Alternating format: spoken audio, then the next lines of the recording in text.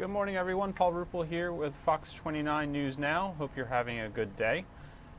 Want to get you to a breaking story that's coming to us right now. Let's get you the information on that.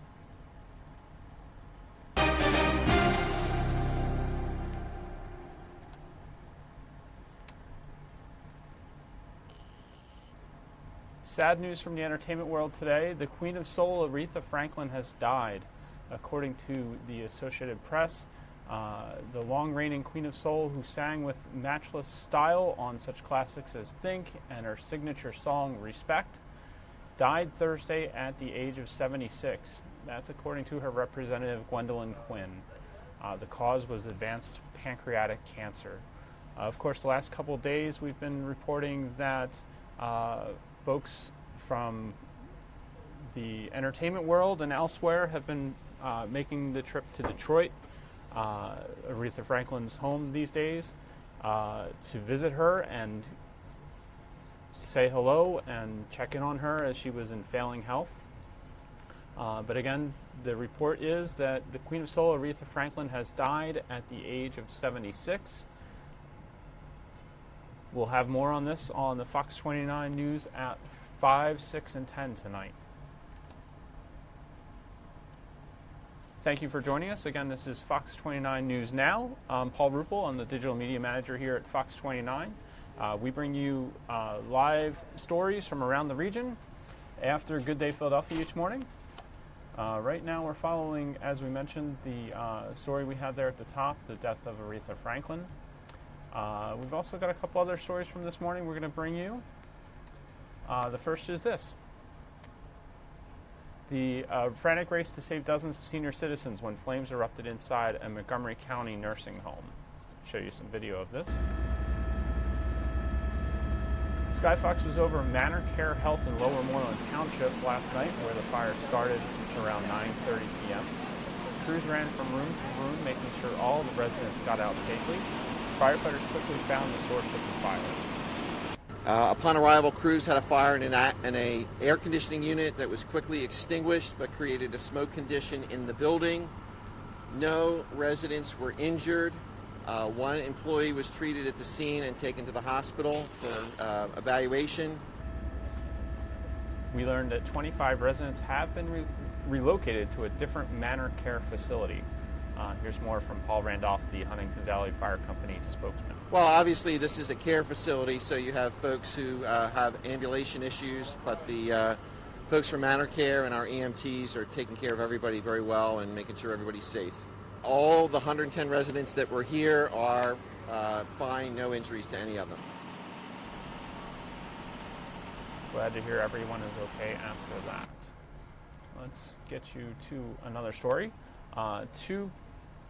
Two passengers and a crew member are in the hospital after a flight on its way to Philadelphia diverted because of an odor in the cabin. The flight landed safely in North Carolina last night after taking off from Orlando, Florida. They returned to Philadelphia on a different plane this morning. The passengers we talked to said the airline did the best they could in a bad situation. They talked with our Fox 29's Bill Anderson and his photographer Chris Fox this morning. I didn't smell anything. I mean, my grandson got sick, the oldest, he's 13 years old, so he got sick, 14, he got sick. They checked him out, but he seemed, he was just nauseous.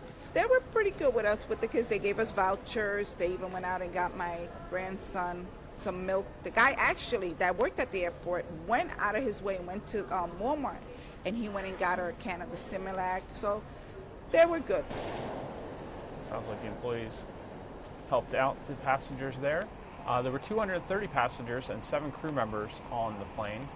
There's no word yet on what the odor was. We're just days away from the start of the new school year. Bill Anderson visited the School of the Future this morning, where the fun is just getting started.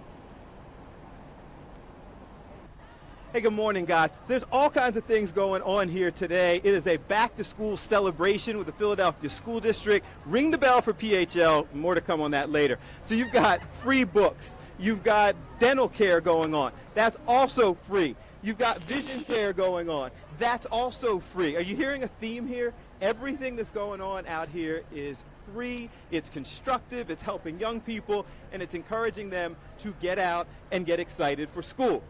We are here with spokesperson for the school district, Mr. Lee Wack. Good morning, sir. Good morning. Good morning. This is crazy. Tell me what's going on. Oh, it's fantastic. It's our 10th annual back-to-school event here at School of the Future. And so we're very excited. We've got 100 vendors out here. We've got 8,000 free backpacks. And we're just giving away a lot of stuff. So people should come by, and they should get here before 3 o'clock. Tell me the reason why doing something like this is so important. I mean, this got me excited, and I'm well out of school. Well, it's very exciting because we want all of our students to be in school every day, on time, ready to learn. And so it's fantastic to get everyone out for a fun event and make sure they're ready to go back to school. And this year we have a big campaign. It's called Ring the Bell PHL, and we are coming back to school Monday, August 27th. Monday, August 27th, not September, August 27th. So we want to see everyone in school then. Now, we saw the vision care, we saw the dental care. There's a lot of other things going on. Free haircuts, healthy food awareness. Tell us more of it. And partying with radio stations. Oh, it's fantastic. I mean, it is a party. It is a back-to-school event, back-to-school party. And so we've got a lot of folks out here, and yes, the haircuts and the beauty salons, you know, everyone wants to be fresh for that first day of school. That's a new thing this year. And so again, yes, free haircuts, free hairstylings, and we want you to come by and take advantage of all the great things we have going on. So basically, all you have to do is come out here. They want you to get excited for school. Free stuff until 3 o'clock. That's about it. The theme is free. The theme is free. Impression she has left on so many millions of fans.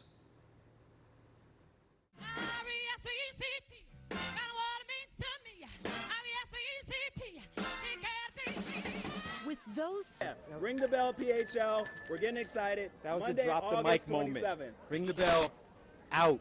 Thank you, guys. Going on till 3 o'clock. Make sure you get out here. Back to you. We're going to take you live right now to a special report from Fox 29 News.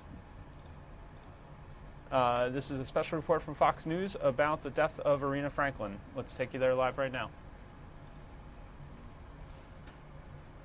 With her father's traveling revival show. It was there she honed her musical skills. She was only 18 when she signed her first record deal with Columbia Records, releasing her first album, The Great Aretha Franklin. She hit the top 10 of the R&B charts, but needed a move to a new label in 1967 to cross over and break through to the pop charts. The release of the album, I Never Loved a Man the Way I Loved You, debuted one of her most popular songs ever, earning her respect worldwide. Respect was on the charts, and it was very close to the top of the charts. And we kind of knew something was happening. An anthem for women everywhere, the song catapulted her onto the big stage, winning 2 Grammys.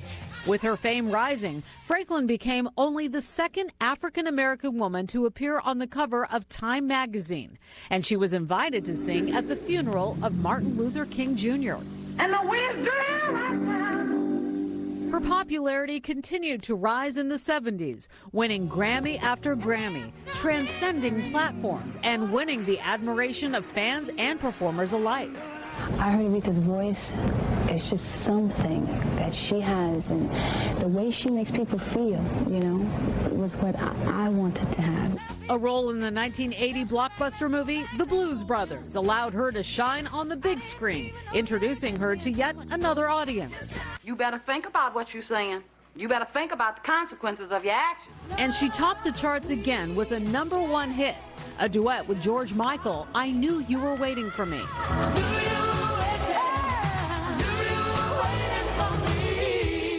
In 1987, Franklin broke yet another barrier, becoming the first woman inducted into the Rock and Roll Hall of Fame.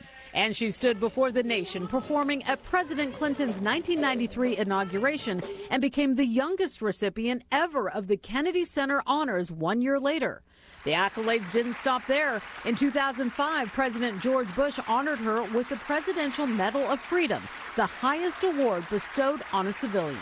Generations of Americans have stood in wonder at the style and voice of Aretha Franklin. One record executive put it this way: Aretha is still the best singer in the world, bar none. In January 2009, Franklin performed My Country 'Tis of Thee at the inauguration of America's first black president, Barack Obama. A few years later, she hit the stage in Washington yet again in a surprise performance to honor Carole King singing A Natural Woman at the 38th Annual Kennedy Center Honors in 2015.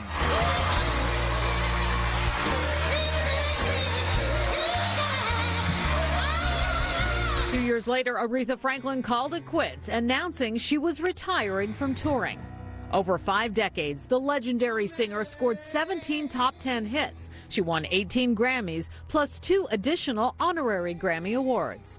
But more than just awards and honors, she gave fans everywhere the soundtrack to their lives and used her voice to spread a message of respect, something she said is a basic human right. In New York, Laura Ingle, Fox News.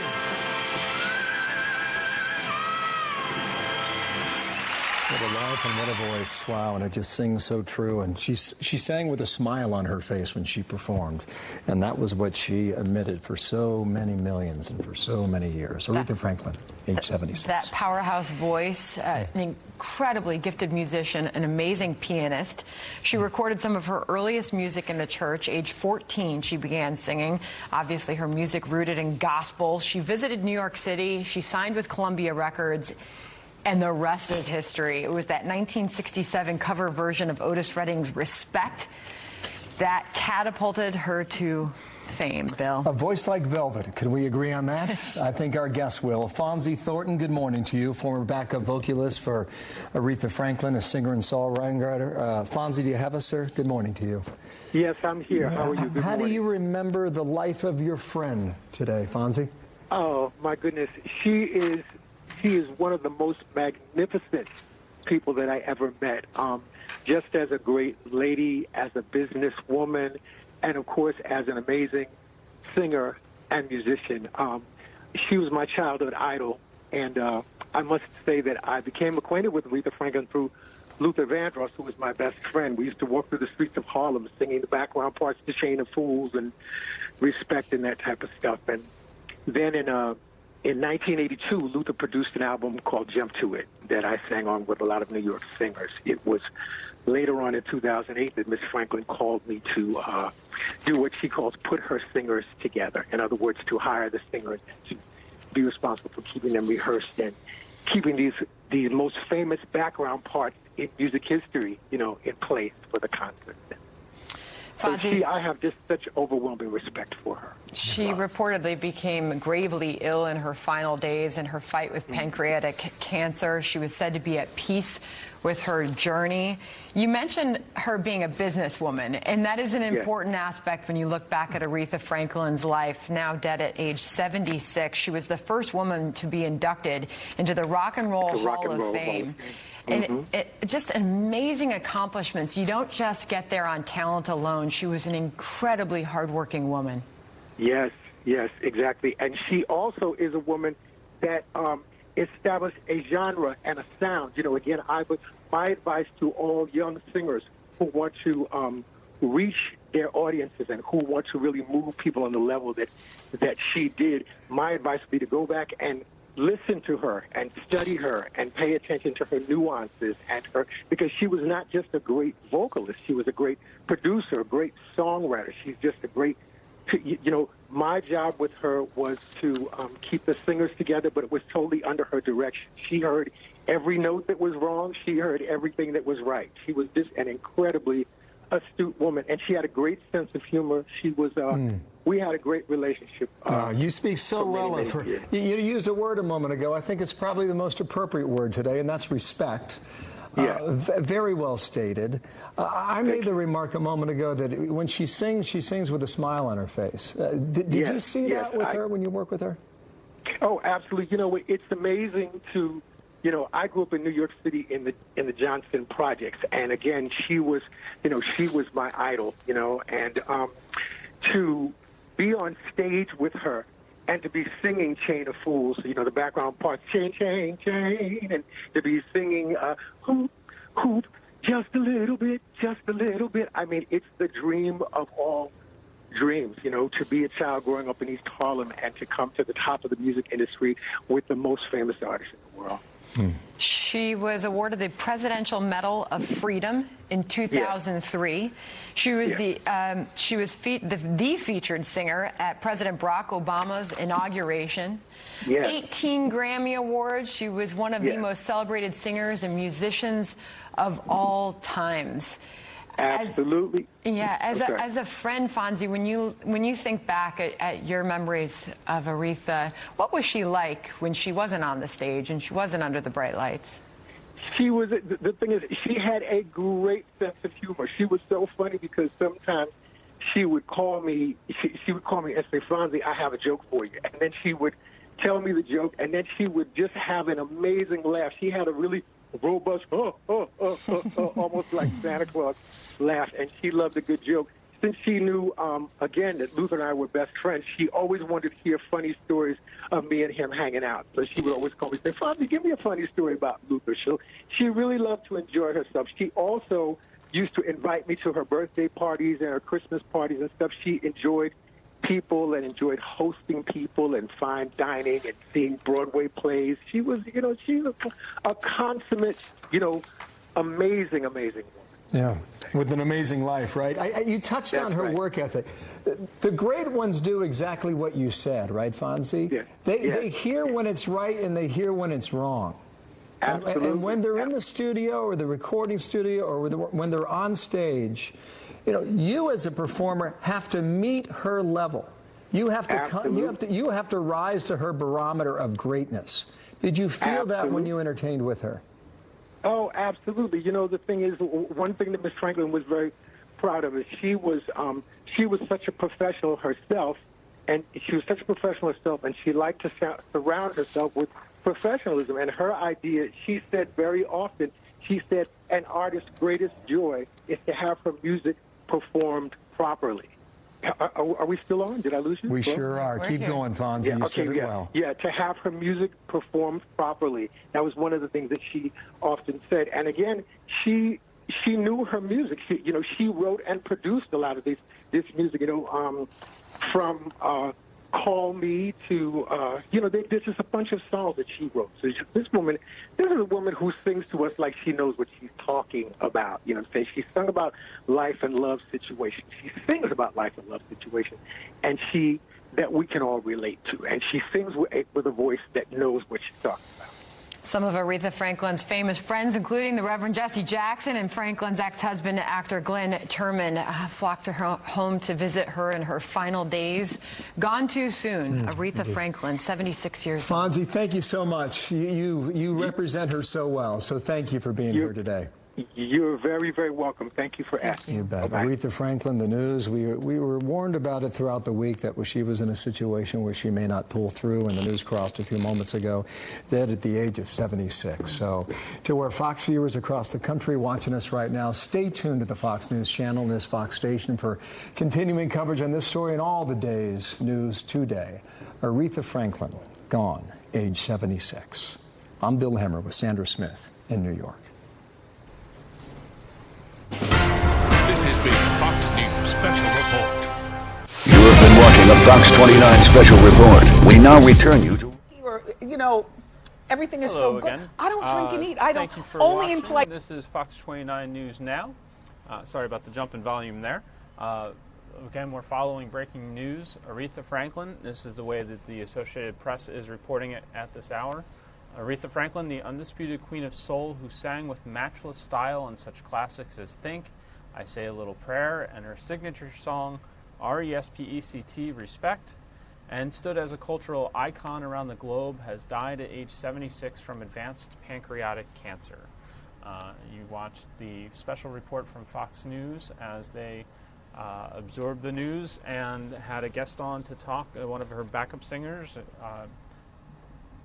speaking about what it was like to work with her on the stage and in the spotlight.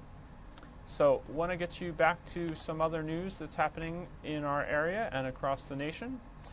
This is newspapers from Maine to Hawaii are pushing back against President Donald Trump's attacks on fake news with a coordinated series of editorials speaking up for a free and vigorous press.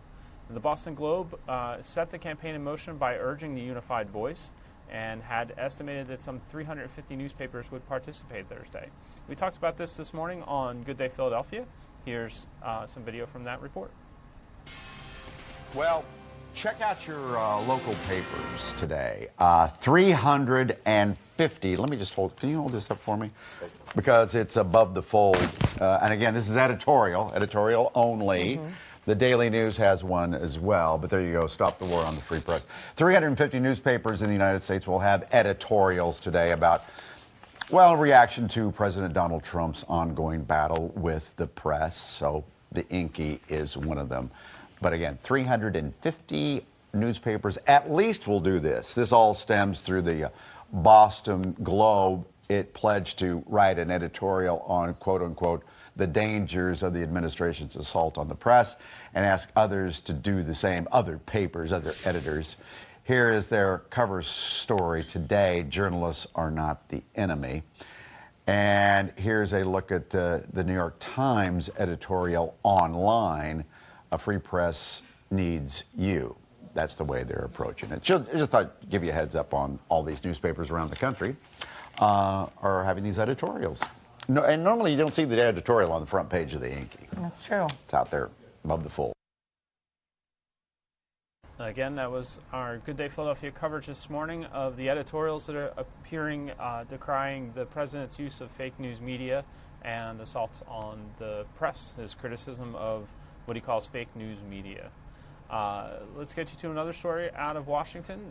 The man who once ran the world's top spy agency no longer has access to classified information. President Trump stripped former CIA Director John Brennan of his security clearance, and in the process starts a debate over who needs to know the nation's secrets. Fox News correspondent Griff Jenkins has the story from Washington. We're in uncharted territory. You just don't have presidents stripping CIA directors of their clearances, and really you don't have CIA directors calling presidents, accusing them of treason. And what's really interesting is this just may be the beginning. Former CIA Director John Brennan worked in government for decades, and over much of that time, he sifted through top-secret information for presidents. Not anymore.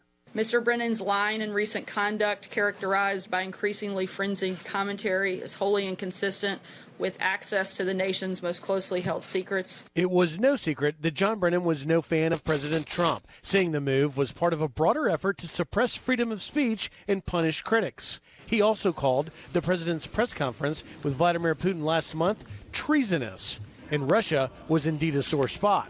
In a Wall Street Journal interview this morning, President Trump says his decision was tied to Special Counsel Robert Mueller's investigation, adding, quote, "I call it the rigged witch hunt. It is a sham, and these people let it. So I think it's something that had to be done." And there could be more. The clearances of several current and former members of the intelligence community are also reportedly under review. Some Democrats call it nothing short of an enemies list.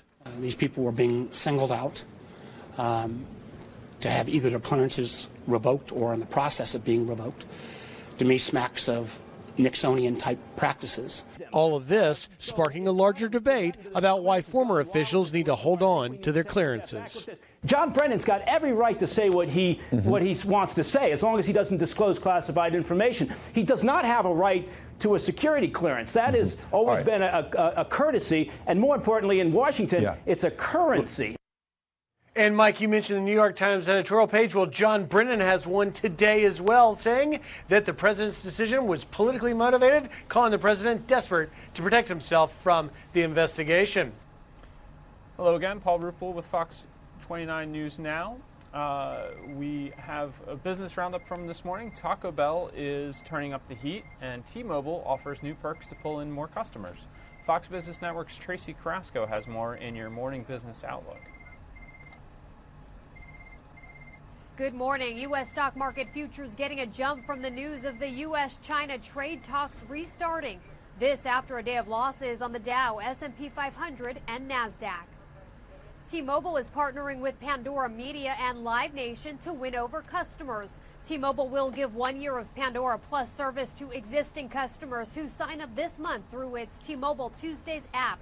Subscribers will also get special seating and other perks at events run by concert promoter Live Nation. And after the success of nacho fries, Taco Bell is turning up the heat with 2 new French fry variations.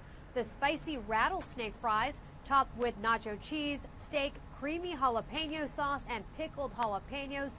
The other, Reaper Ranch fries, named after a hot pepper.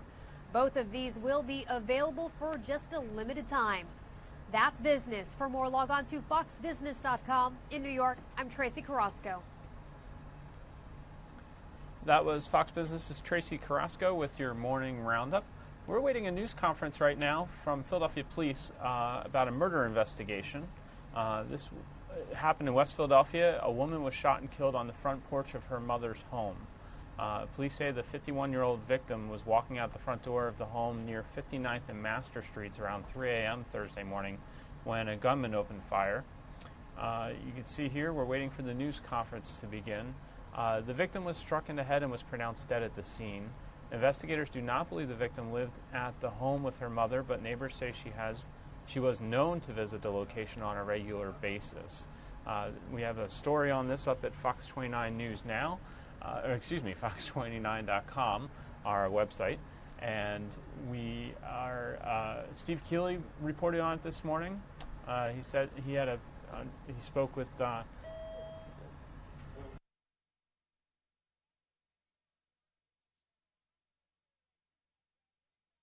Got some building pages going on. We've got a lot going on here at the news, Fox 29 newsroom this morning. Let's get you the crawl at the bottom there and time and temperature as well. Steve spoke with the victim's mother, who identified her as Robin McClendon. Let's take you to the news conference now, right now, live. Captain John Ryan from the Philadelphia Police Homicide Unit. We had an unfortunate incident last night at 1327 North 59th Street. Robin McClendon, a 51-year-old woman, was shot dead on the porch of her own residence. Her mom was inside. Unfortunately, Ms. McClendon was suffering from schizophrenia. She was a former professor at Drexel University. We don't have any information on who may have done this at this point. We are asking the public's help if anybody has information or saw anything. It's around 3:24 a.m. Yesterday evening, so frankly, in the middle of the night.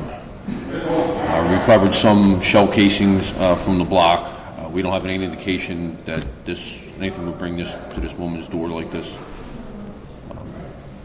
There's a reward for information leading to the arrest and conviction. As always, please call the tip line. Just to be clear, you said she's a former Drexel professor? It's our understanding she's a former Drexel professor that some time ago was suffering and wrestling with schizophrenia. And she was shot on her porch, you think, or she was brought to the porch? Or? No, she was on her porch. So she was on her porch and the shell casings you said were like on the sidewalk? Like, did it look like someone was targeting They fired onto the porch. They weren't targeting the house. They targeted her. What is her relationship status? Is she married? Is she dating? No, she's, we believe, single. Does she live at that home, or her mother lives there? She lives there with her mother, but she's been in and out of the residence. Mom hadn't seen her a couple days prior to this. So, again, it's not clear to us at this point. So if anybody has any information to help out the investigation. Have come forward at all? Not yet. Neighbors heard the gunfire. Everybody's generally sleeping. This isn't a bad block where people are at this hour. When you say that, so she was missing for a few days and then her mother... Not missing, just okay. She was out and about for a couple of days. And Mom hadn't seen her for a few days. And then this was the first time, essentially, that her mom... Yes. And her mom found her, or... The neighbors called police and it was apparent. You guys hold a surveillance camera? We always see whatever lead we can take, so obviously we'll be looking for that. What leads you to believe that it was targeted at point-blank range? Well, she was on the porch of her own residence. They weren't shooting up her mother's house. So there's nothing to bring that to her door. There's no one else present. And what is her mental health condition? To bring that up, do you think that has anything to do with her being shot? Well, it's one thing we might look into. Maybe she was having a dispute with somebody in the neighborhood. It might be tied to that. People do go off their meds. And, can you tell us how many shell casings you recovered? I don't recall offhand. Thank you very much. Thank you.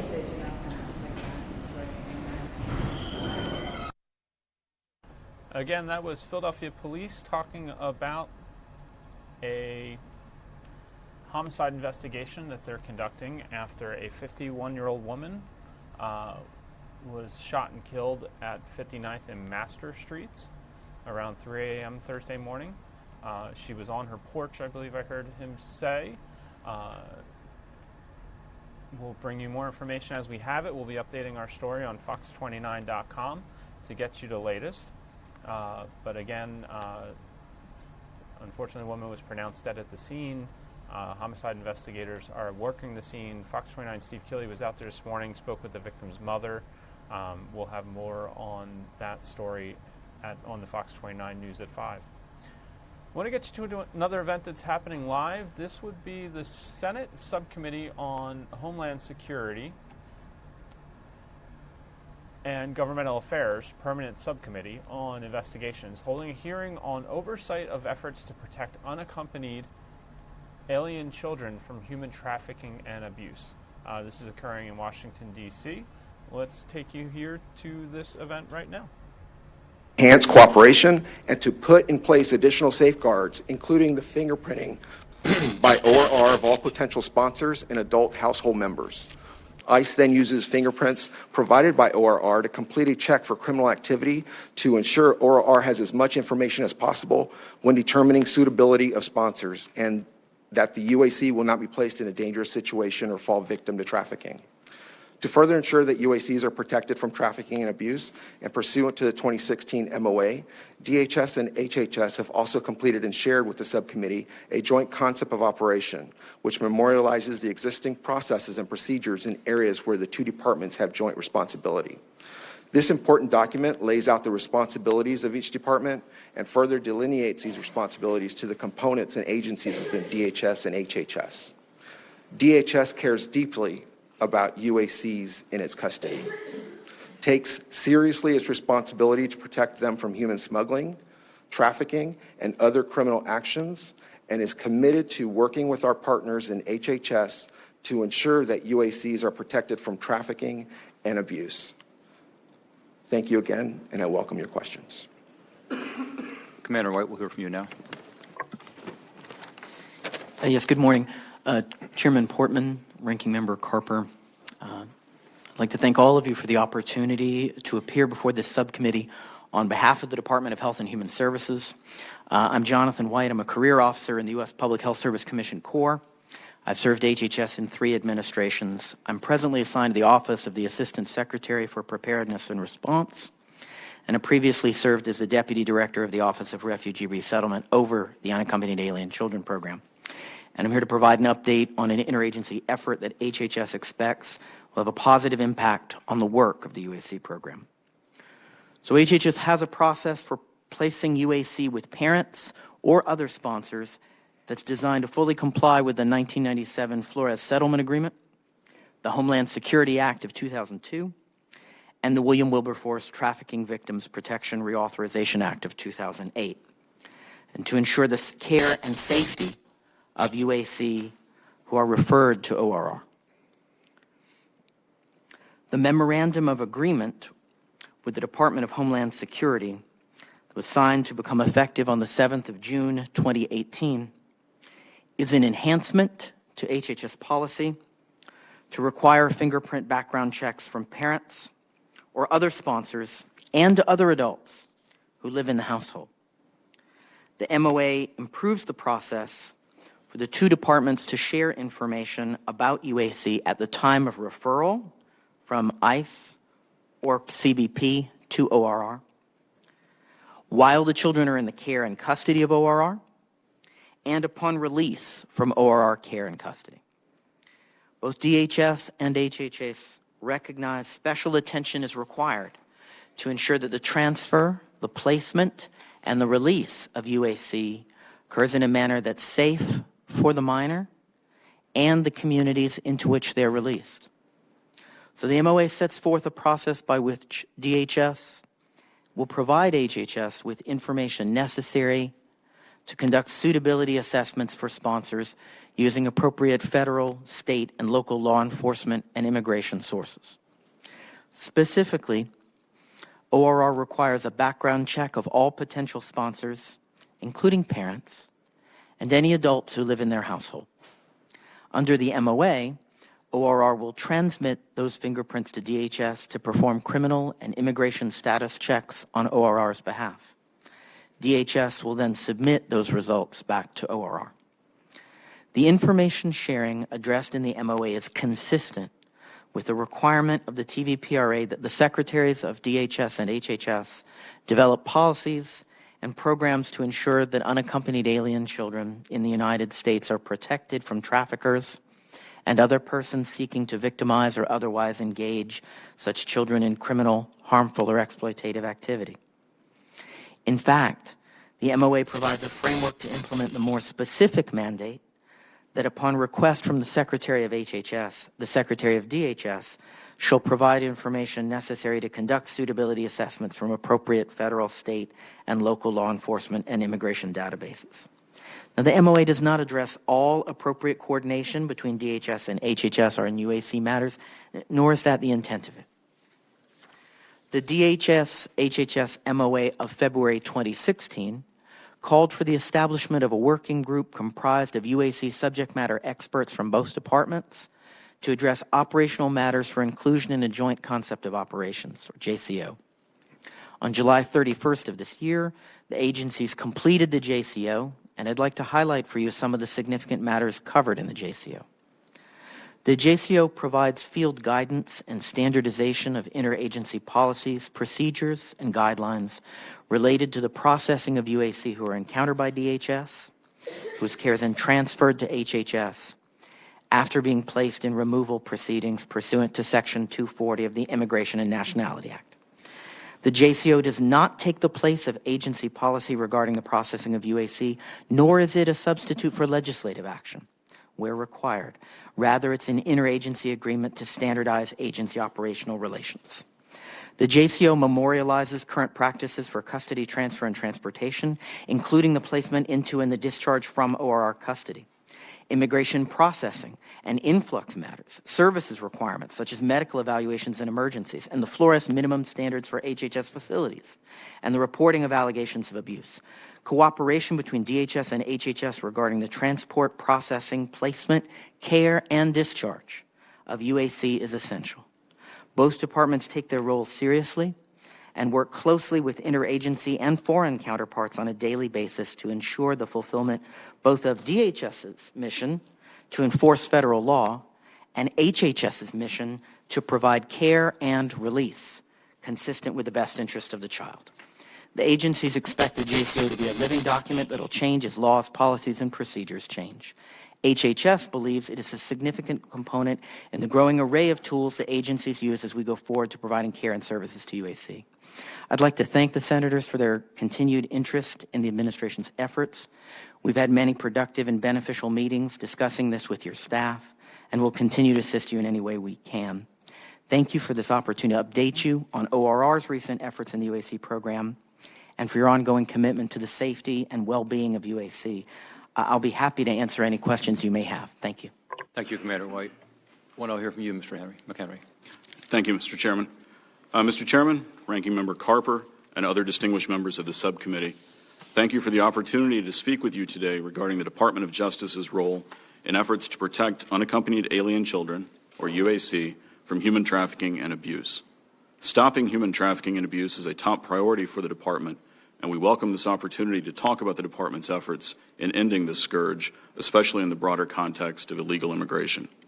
Before discussing UAC specifically, though, let me first provide information about the department's anti-trafficking work in general, as the department marshals numerous resources across many different components to combat human trafficking and abuse. Earlier this year, the Attorney General convened a human trafficking summit to emphasize the department's strong commitment to fighting this menace and to discuss ways to build on the department's successes in combating trafficking. In FY 2017, the Department secured convictions against nearly 500 traffickers, and its prosecution efforts on this front continue unabated. The Department's efforts to combat trafficking also extend beyond criminal prosecutions. For instance, it provides anti-trafficking training and technical assistance to federal, state, and local law enforcement partners.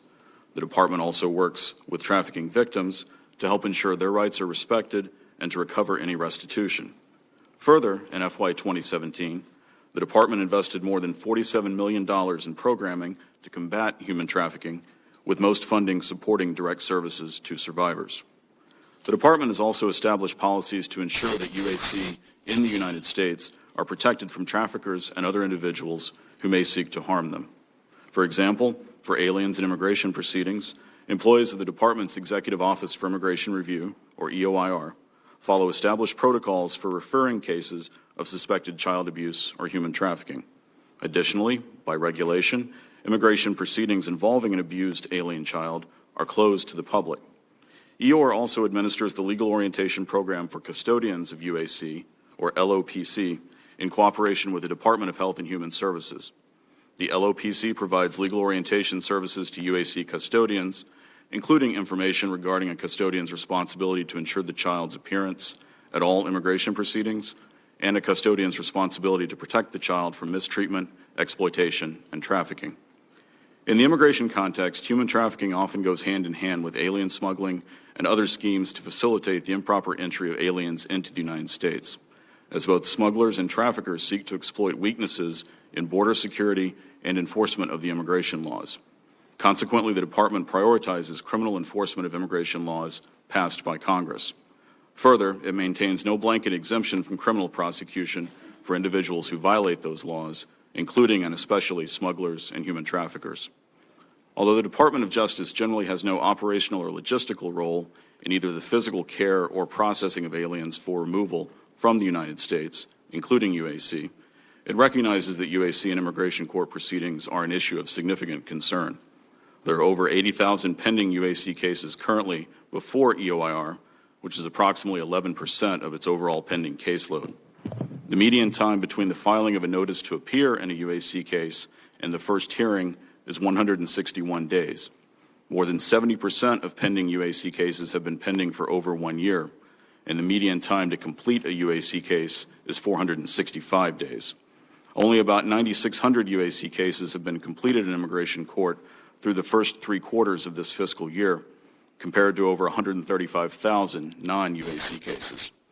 Further, each month, approximately 580 UAC, or almost 20 a day, fail to attend their immigration proceedings, and the rate of UAC removal orders issued in absentia has risen significantly since FY 2014. Approximately 6,000 to 7,000 UAC annually have failed to attend their immigration court hearings in recent years, and UAC are about twice as likely to fail to appear for immigration court as other aliens. In short, the data reflects significant concerns with UAC cases that we are interested in addressing. Our current immigration system faces numerous challenges. Issues with UAC and immigration proceedings have added to these challenges, as have efforts by traffickers to exploit weaknesses in the overall immigration system. Despite these challenges, the Department of Justice is unequivocally committed to bringing to justice anyone who engages in the abominable crime of human trafficking, including the trafficking of UAC, and it stands ready to work with Congress to strengthen existing laws in order to achieve that goal and to address the many challenges facing our immigration system today. And I would be pleased to answer any questions the subcommittee may have. Thank you. Thank you, Mr. McHenry. And I think you have made the case well that we need some reforms, and some of the numbers you just gave us are shocking, including a median of 465 days. That's about 16 months between the time someone is given their first notice and the time a case is completed, and the enormous backlog. I'm going to use not all of my time here. We each are given 7 minutes because I want to give my colleagues who have to go to another hearing an opportunity to ask their questions. But let me just say I think the fundamental issue here that we're talking about, as important again as these broader immigration issues are, is who's responsible. When a child comes across the border, we heard from Chief Hudson that child is placed immediately in some sort of a facility, not for more than 72 hours. We heard from Mr. Guadian that They then go to HHS. We heard from Commander White that HHS has these children in an HHS-sanctioned facility until they find a sponsor. We heard from Mr. McHenry some of the challenges with getting those kids to their court proceeding to find out whether they have a legitimate claim if they're trying to come into the country under asylum. We also heard the system's just not working well. That more than half of these kids aren't even showing up for their hearing, that we do have, unfortunately, these stories of kids being abused and trafficked. I appreciate the fact we've made some improvements in terms of the background checks, as I said earlier. But I want to follow up later on the fingerprints and what DHS does with those, and how we work to ensure that those who are being trafficked are dealt with. But let me just ask you the fundamental question, and I guess this most appropriately goes to HHS and DOJ and want to chime in here. Do you all believe that you have the authority, and I suppose you're going to say the funding as well, to be able to continue to take responsibility for these children after they leave your care, in other words, the detention facility? Do you believe you have the authority to continue to have responsibility for these children? Thank you, Mr. Chairman. HHS does not presently have the authority to exercise supervision or oversight of children who are not in the physical care and custody of ORR. It certainly does not have the appropriations, and I would submit that at present it is not capacitated to do that, particularly with regard to those elements of the oversight that require law enforcement functions, given that ORR within ACF and HHS is not a law enforcement agency. So the answer is we have neither the authorities nor the appropriations to exercise that degree of oversight after minors exit ORR care. As you know, Commander White, this is where we have a difference of opinion. I think I speak for Senator Carper myself, at least, in saying that we believe you do have that authority. We believe Congress is giving you that authority. And by the way, if you don't, who does? You actually have the sponsors sign an agreement. Who enforces that agreement? I mean, someone has to do that. Why even have an agreement with a sponsor if there's no way to enforce it? So we think you have that responsibility. But if you don't, I assume you want Congress to give you that authority. Is that correct? So I'm not the one to say what we would wish. I will say only that we do not have that authority. Neither do we have the appropriations, which would be the requirement would be considerable. Yeah, I understand to that. create a national child welfare system in 50 states. Yeah, additional funding would be required. But again, our issue is when that child leaves your detention facility and goes to that sponsor, and you have the sponsor sign an agreement, who's responsible for enforcing that agreement? Who's responsible for ensuring that that kid gets to his or her court proceeding? Who's in charge? Who's in charge now? So the number one responsibility for ensuring that the child attends the hearing is the sponsor. How about the welfare of the child? The welfare of the child is, again, the sponsor, and if there are deficiencies in that, that is subject to the oversight and authority of the state or local child welfare authority that has jurisdiction over where that child resides, like any child in any community in America. Yeah, we'll have discussions about this, but from talking to a number of these state officials and state agencies, they don't even know these children are in their state. How would they know that? You know, they aren't even given notice of it often. The kids move, and they do not have responsibility under law, in their view. We do think Congress has provided that, but, you know, this is a gray area, clearly, because you all disagree, DOJ disagrees. So would you support legislation that clarifies the responsibility and authorities, as well as providing the necessary funding? It's not for me to say what I would support. I will say only that, of course, HHS, as always, will execute all of its requirements under law, and where we have authorities and appropriations, we will execute those faithfully, as we always have. Senator Carper. Overnight, your agencies were able to come to consensus on a joint statement to the press that, in my opinion, makes baseless accusations about the accuracy of the report that we released yesterday in the areas that we chose to focus on. I got to tell you, I was surprised at how quickly you were able to agree to the statement in the last 24 hours, given how long it took for you to finally, for us to finally receive the joint concept of operations that we're discussing here today. That said, I want to take you at your word that you want to work with us on this issue, but I am struggling to do that when in your joint statement, your testimony in this JCOA all failed to do what we've been asking you, this committee, this subcommittee, the Senate have been asking you to do for years now, and that's just to take responsibility for these kids. As my colleagues know, I always try to come to hearings like this looking for areas of agreement, not just where do we disagree, but where do we agree, where can we work together. That might be a little hard to find today, but what you offer us that, well, what can you offer us that we can work with? What can you offer us that we can work with? What can you say the administration will do going forward to respond to our request that you do more to track and care for these kids? And this is really a question for all witnesses. Let me start with you, Commander White. What can you offer us? Senator, as you know, HHS, through ORR's UAC program, provides excellent care for these children while they are in the care and custody of the federal government, while they're in the care of ORR. That custodial relationship does end when those children exit ORR care. What we have done and what we continue to do is continuous improvements regarding the safety of children, regarding the peace for their lives after their time in ORR care that we do have influence in, which is the vetting of sponsors. There have been tremendous advances in the last 2 years in particular in the efforts made within HHS and in partnership with our DHS colleagues to ensure that each release to a sponsor is safe, including the background checks of parents, of other sponsors, of others who live in the household, including the increased steps that we have taken to not only verify parentage but verify child safety. Those efforts will continue. The JCO is the capstone of years of operational improvement within HHS and in partnership with DHS. It reflects and summarizes those accomplishments over the last few years.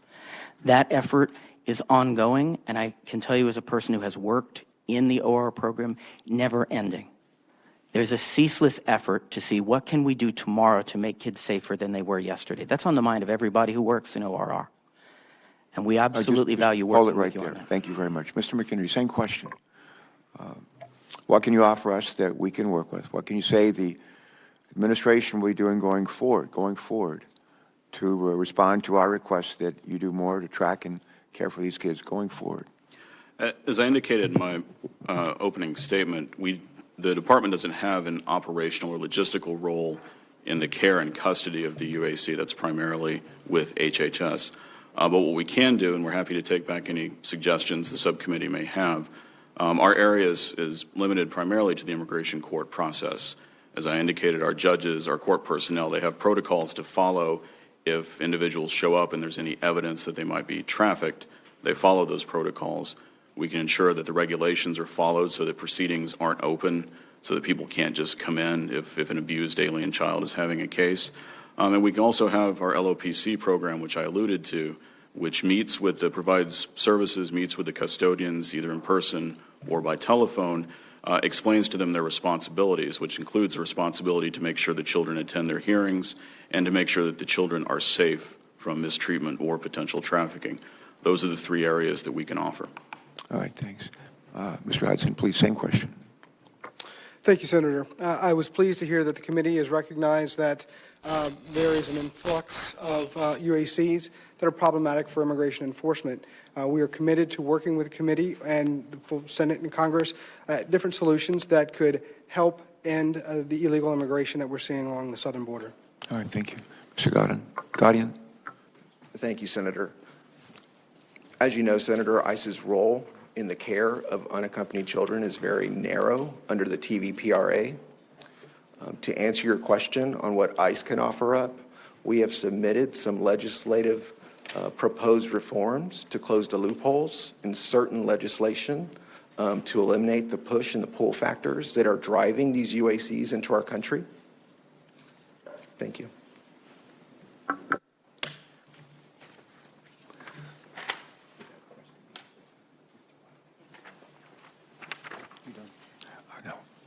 Mr. White, one more question I could. The Office of Refugee Resettlement is required to contact all unaccompanied children and their sponsors 30 days after release.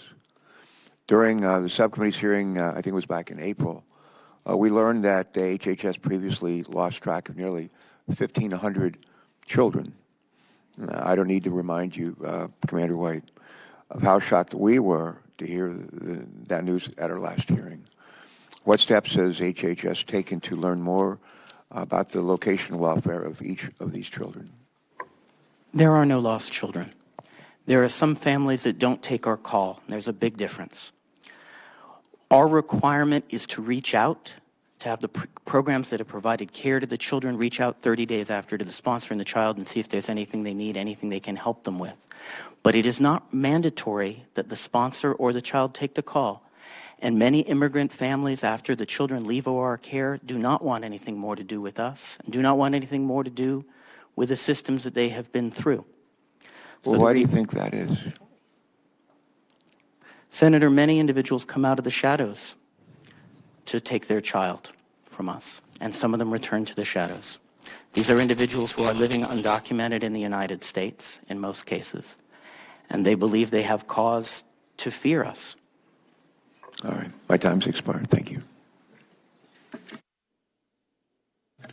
Yeah, I'm going to take just a moment of my time that I had left and go to Senator Heitkamp, and we'll get back to this, Commander White, but your blanket statement that there are no lost children is simply inaccurate. There are lost children, clearly. I can't believe that you would think that because you don't know where 1,500 were in a 3-month period between October and December of last year, and you do know that a couple dozen of these kids actually ran away from their sponsors, that there are no lost children. Of course there are lost children. And that's the whole point here. You know, no one's responsible. You just made the good point that they don't have to take the call. Why don't they have to take the call? They do. Well, what does the sponsor agreement mean if they don't have to take a call, at least? And who enforces that sponsor agreement? And your answer to me is going to be nobody. Senator Heitkamp. A couple things, and I do want to get into this idea that the children are safe when they're in your custody, because that's certainly not what we're hearing. But I want to ask you, do you want responsibility for these kids after they leave? Do you want to have the ability to do site visits and make sure that they attend the hearings and make sure that they're followed up on? Do you want that authority? We disagree that you don't have it, but I want to know, does HHS want that authority? I couldn't speak for what HHS wants. I can say only that we will fully discharge requirements that we have. I will note. That's not an answer. I mean, we've got a gap here. If this were a 4E investigation of a state foster care system, they'd fail. And you basically would withdraw federal money because there would be inadequate protections for kids. So now we have this group of children that for whatever reason, we can argue about pull factors or push factors. We can argue about that, but they're children and they're in our country. And the question is, what do we do with them when they're in our country? And I'm frustrated, and I think you hear the frustration here, because what we hear is not, see no evil. We're not going to pay any attention to what happens with these kids afterwards, and if they don't show up, well, that's just the way it is. But I want to explore this idea that you just said, that when they're in your care, they're safe, that they're protected. I mean, you can't have not noticed all of the stories about sexual assault on children, about physical inattention, about injections of children without any permission. In fact, we have a professional who works at the Boston Medical Center. She's the director of child and adolescent psychiatry, said, if you're a predator, this is a gold mine.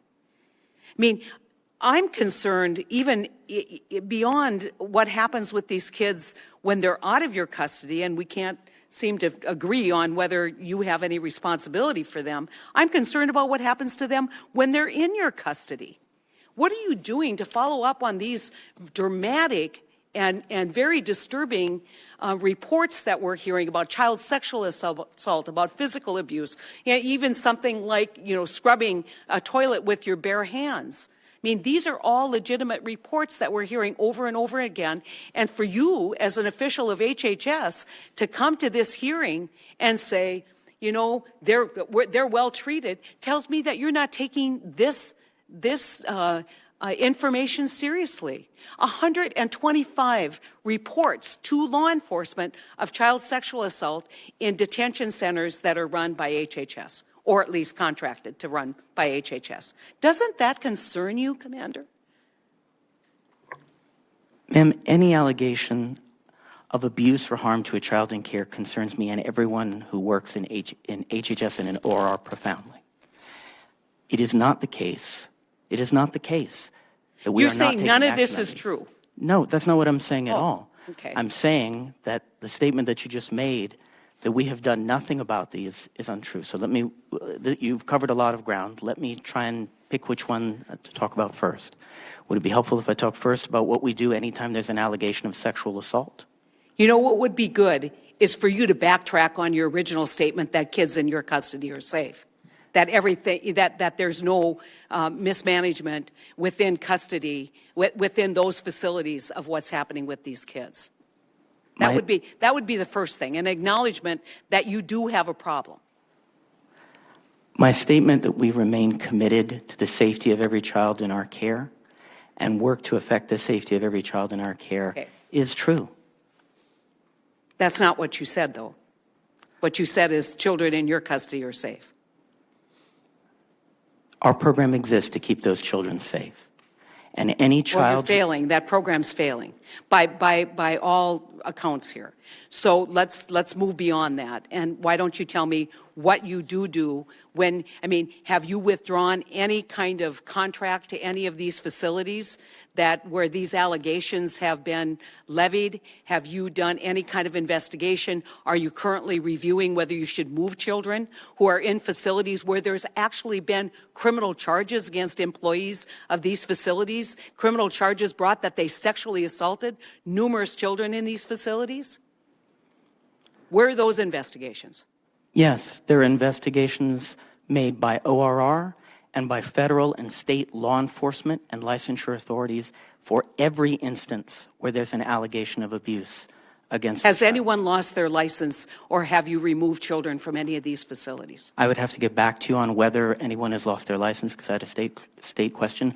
We have absolutely removed every child from a facility where there was a credible allegation of abuse while we conducted an investigation. So how many children have you removed from facilities at HHS because of allegations of sexual or physical abuse? We'd have to get back to you on that. Yeah, please do. When there was an allegation of abuse, one of the ones you alluded to of sexual abuse of minors at a facility, upon receiving that credible allegation, we moved every child out of the facility. So that does indeed happen.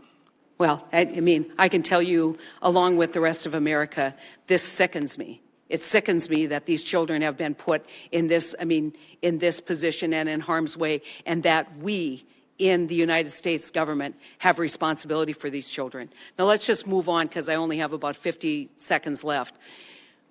We need an answer to the question of whether the federal government is going to take any responsibility beyond what you're doing right now to track and make sure that children are safe once they leave detention. And that's really why we're here. We cannot, get a sense of where are these kids, and we keep being told, well, they aren't missing. I think the chairman made an excellent point. There are lost kids. There are kids we don't know where they are. And we've got to have some level of responsibility beyond what we're seeing here. That's why we're here. We're not the enemy. We're just trying to figure out how this system can work better. And then all the advocates here, who are all children advocates, and I hope you are too, can then provide the resources, provide the legislation. I think the legislation's there, but certainly do something proactively to change this outcome, because we cannot let this continue. This is wrong, and most of America thinks it's wrong as well.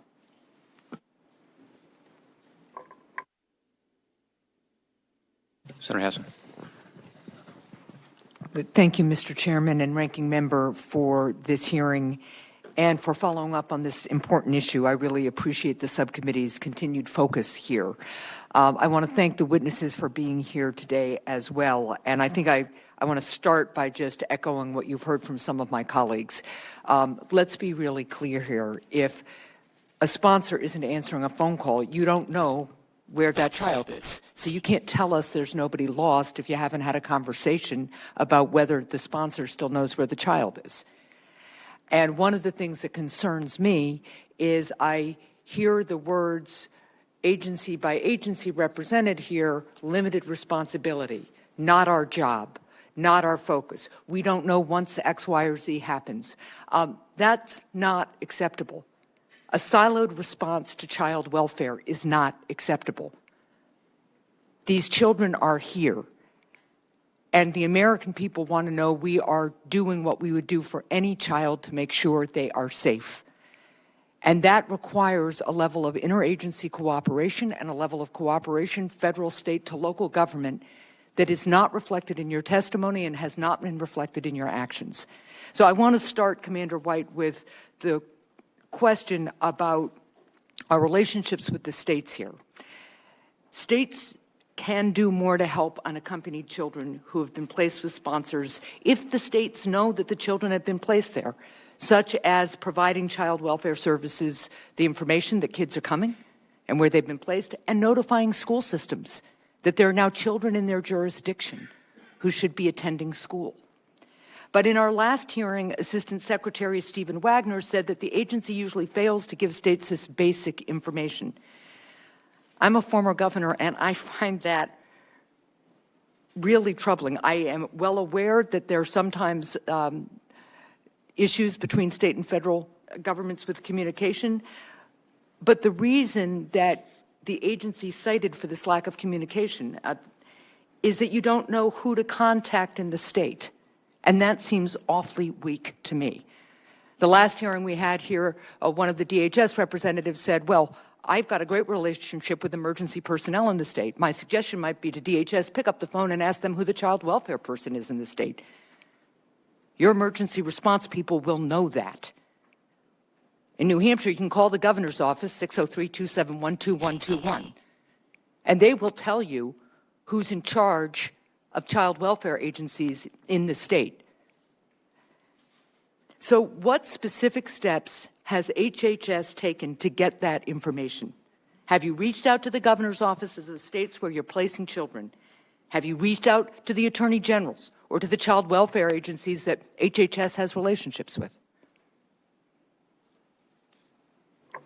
Thank you, Senator. So I believe when Assistant Secretary Wagner spoke, he was referring to contacts with local government, which is what was being explored. And I think when he spoke to the difficulty of identifying the appropriate office in each case, it would be that was about local government. That actually isn't what I think the record will show. It was a specific question about states. What are you doing to reach out to state governments, notifying them when children are coming into their states and where they are going, so that they could in turn, they've got relationships with locals, notify the school systems, for instance?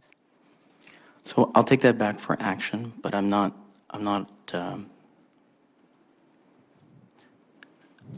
what we have provided, as you know, is summary level information by county each month to the states.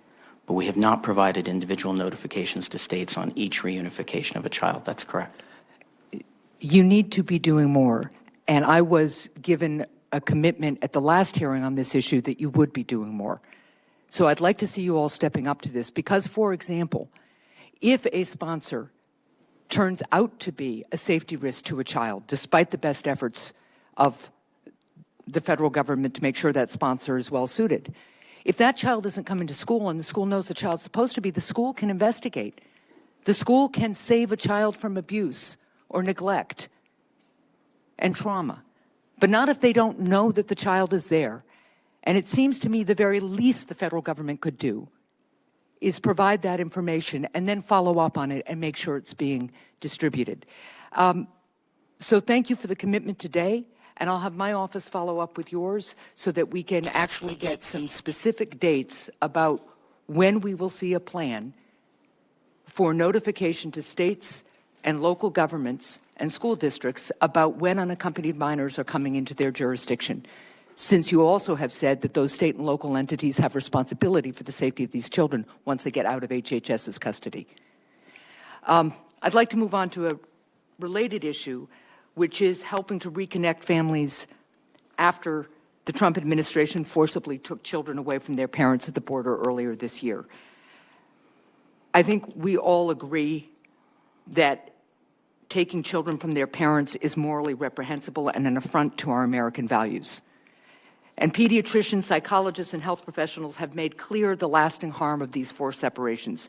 Commander White, in testimony before the Senate Judiciary Committee last month, you noted that you and others have raised concerns about separating parents and children based on that, and this is a quote, significant risk of harm to children due to the significant potential for traumatic psychological injury, also a quote. Could you explain what you mean by the significant risk of harm and traumatic psychological injury? What does that mean in practice, and what is the scientific basis for these concerns?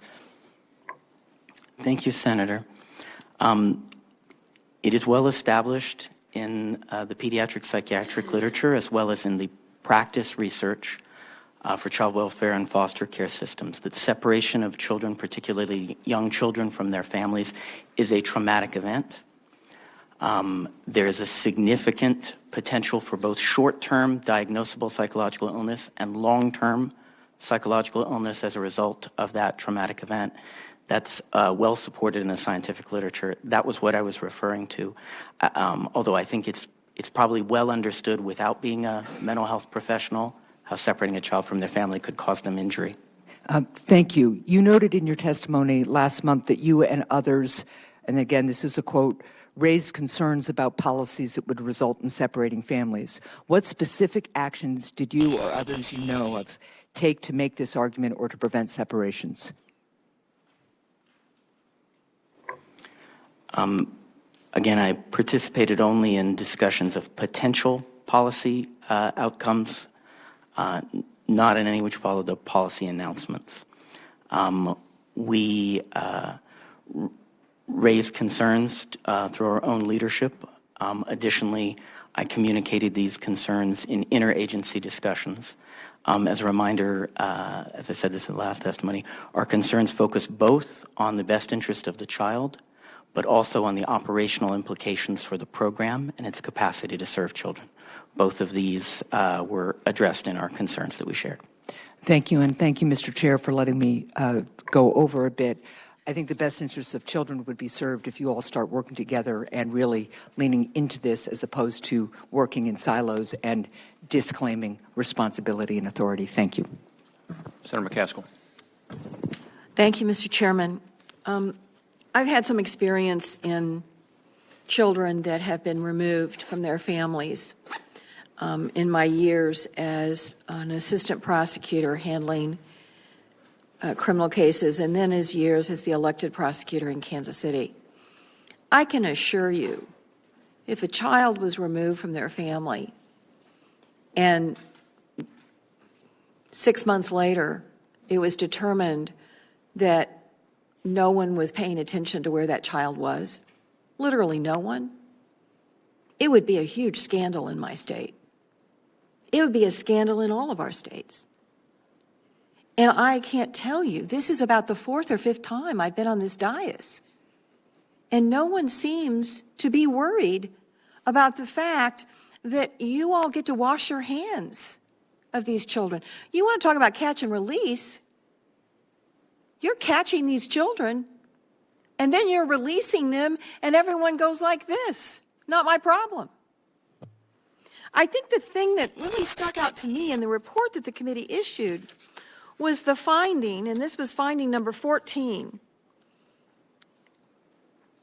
HHS has a plan to notify state governments before placing unaccompanied children previously held in secure facilities, but HHS has failed to implement that plan. HHS explained it cannot implement the plan because it cannot determine who to notify in state government. Well, let me just tell you, Commander, I will make an offer to you today. I think my staff can get you a list of agencies and phone numbers before close of business tomorrow. Would that be helpful? I'll be glad to convey that, but I think it does address I think there are very real questions about No, they're who are the not. appropriate. No, they're not. Every state has a child welfare agency. In Missouri, it's the Missouri Department of Social Services, the Children's Division. And they're responsible for foster care, for child placement, for monitoring child detention centers. They are responsible for the welfare of children who have been separated from their families. And they have contacts in every corner of my state. There's a hotline that they administer. There is all kinds of ways that they can communicate with school systems, with local governments, with all the people that are working as foster parents. There is a huge network in every single state, because you know what the states do? They take their responsibility for having children in their care seriously. For some reason, in the federal government, we've decided a child in the care of the federal government, well, they won't take our phone calls. Are you kidding me? If there was someone who was supposed to be watching a child in Missouri that had been placed there by the state, and they refused to take the phone calls of the social worker that was responsible for monitoring that home, they would have them, well, not always, because they're overworked and underpaid. So they don't do it as thoroughly as they need to, frankly, because their budgets have been cut and they have large caseloads. But that's their responsibility, and they acknowledge that it is. To acknowledge that they have responsibility for where these children are and what they're doing 30 days after they leave a federal facility. Somebody's going to step up here, or we're going to actually do something remarkable. We're going to have a bipartisan bill that lays out this responsibility. But you could do it now. There's nothing in the law preventing you from doing it. Nothing. So I will get you the list of the 50 agencies. The notion that you all said to this committee that you don't know who to contact, that's all anybody needs to know. That's all anybody needs to know about how seriously you are. And, for you, Mr. McHenry, I know that our Attorney General feels very strongly about enforcing immigration law. All of us do too. There's not anybody up here who doesn't want to secure the border. We all want to secure the border. But the notion that we have 8,000 children who have been on the docket for more than 3 years, and you have 129 authorized judges that haven't been hired. If some of the energy that's being expended on press conferences and talking about, separating kids from their parents as a deterrent, if some of that energy would be expended on hiring up all of the vacancies that you currently have for immigration judges, and maybe doing a surge capacity to get at this backlog of children, that would be really helpful. Is there a reason that you guys aren't hiring the 129 positions that are currently paid for and in your budget but sit vacant? The number is a little bit misleading for a couple of reasons. First, our authorization up until March of this year was only for 384 judges, and we will fulfill that in about 2 weeks. The omnibus bill that was passed in March added us another 100 judges. We haven't filled those, but we expect to certainly within the next year. Our bigger problem is not hiring. We've gotten the hiring process down to as little as 266 days right now. Our bigger problem is going to be space and logistics. By the end of this year, we'll have approximately 426 permanent courtrooms. That's less than our authorization. We can't hire judges until we have the courtrooms or until we have the space for them, and we can't procure more space until we get our appropriation. That's a fair point, Mr. McHenry, but I will tell you, when it came time to find space to put all these families in detention facilities, the government was willing to go to extraordinary lengths. Call in the military, use military bases. Surely we can find a few courtrooms. This is not a complicated schematic to find a courtroom. And frankly, I've been in a lot of courtrooms that didn't look like a courtroom. You can make a courtroom, and frankly, you can do a lot of this remotely also. If you would have any idea where these kids were, and if anybody was designating the resources to follow up and make sure that these children are coming to their hearings. Isn't it true, Mr. McHenry, if these children have lawyers, then they are like 80 to 90% of them are showing up for their hearings? We ourselves haven't done a study on that. But there is a study that's been done. I believe the contractor who runs our LOPC program did a study on that in 2014 and found that they were 10% more likely to appear. I disagree with you. I believe the study showed that there was a very high attendance rate for, and has the Department of Justice put out a call for pro bono lawyers to represent these children? Every respondent who's in proceedings, whether they're a child or an adult or a family or whatever, receives a pro bono list. Moreover, the representation rate for UAC in proceedings right now, whose proceedings have been pending for over a year, is already 75%. So the vast majority of them whose cases are going on are getting representation of some sort. Well, our numbers don't match up, so I'm going to have my staff follow up with your staff to make sure that we all are working off the same numbers, because my understanding is the vast majority of the children don't have lawyers, but those that do have lawyers are showing up for court, which all goes under the category of this idea that we can't call them, we can't make them show up. They are here. If we have the ability to hold them in custody, we certainly have the ability to get them to court. So I would certainly want to follow up with those things. Thank you, Mr. Chairman. I apologize for going a minute over. Thank you, Senator. Senator Langford. Thank you, Mr. Chairman. Gentlemen, thank you for being here. We obviously have a lot of questions, a lot of issues. We're trying to be able to work our way through and be able to get greater information. Let me start with a very basic question. Who's setting the standard for the placement for where the children are going? And let me give you some basic criteria here. Do they have to be legal citizens of the United States when we actually do a placement? Do they have to have a background check? Do they have to be an immediate relative? Some basic things on placement. Who sets that standard? Senator, that standard is set primarily by statute and then by the policies and procedures of ORR, which are published online and available. Section 2 of the policy manual covers the process for vetting of sponsors and release. Okay, so let me back up. Do they have to be a legal citizen of the United States to be able to receive one of the UACs in their home? No, sir. So is that something done in statute or is that done by ORR? I believe that's based on an understanding of statute, in that it directs us regarding the prioritization of sponsors. So you're saying to require that individuals are placed into a legal resident of the United States would require legislative action. It wouldn't be an ORR decision. I would have to defer that to General Counsel, but that's certainly my personal understanding. All right, so let me ask the next one. What about a background check for each individual in the home where they're placed? That is required by ORR policy. Okay, but that's not statutory. And how extensive is the background check for the individuals? And is the individual one individual in the home or the individuals in the home? Every adult in the household has to meet background check standards. Those background check standards are as follows. That would require a fingerprint background check against the NCIC, FBI criminal history. It also includes a run against state criminal histories. It includes a run against the sex offender registries of every state. It includes a check against the state child abuse and neglect records of every state where that person has lived in the last 5 years.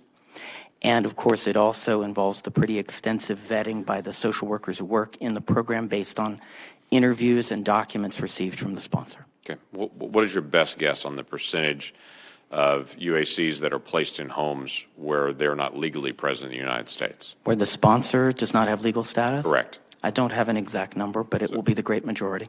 So great majority being 51%, great majority being 90%. Give me a ballpark. I don't have such numbers, I'm afraid. So okay, well, let me ask this then. If we don't know if they have legal status or what that percentage is of those that have legal status and those that don't, but you're saying they all have completed a background check. That background check doesn't include then legal status requirement?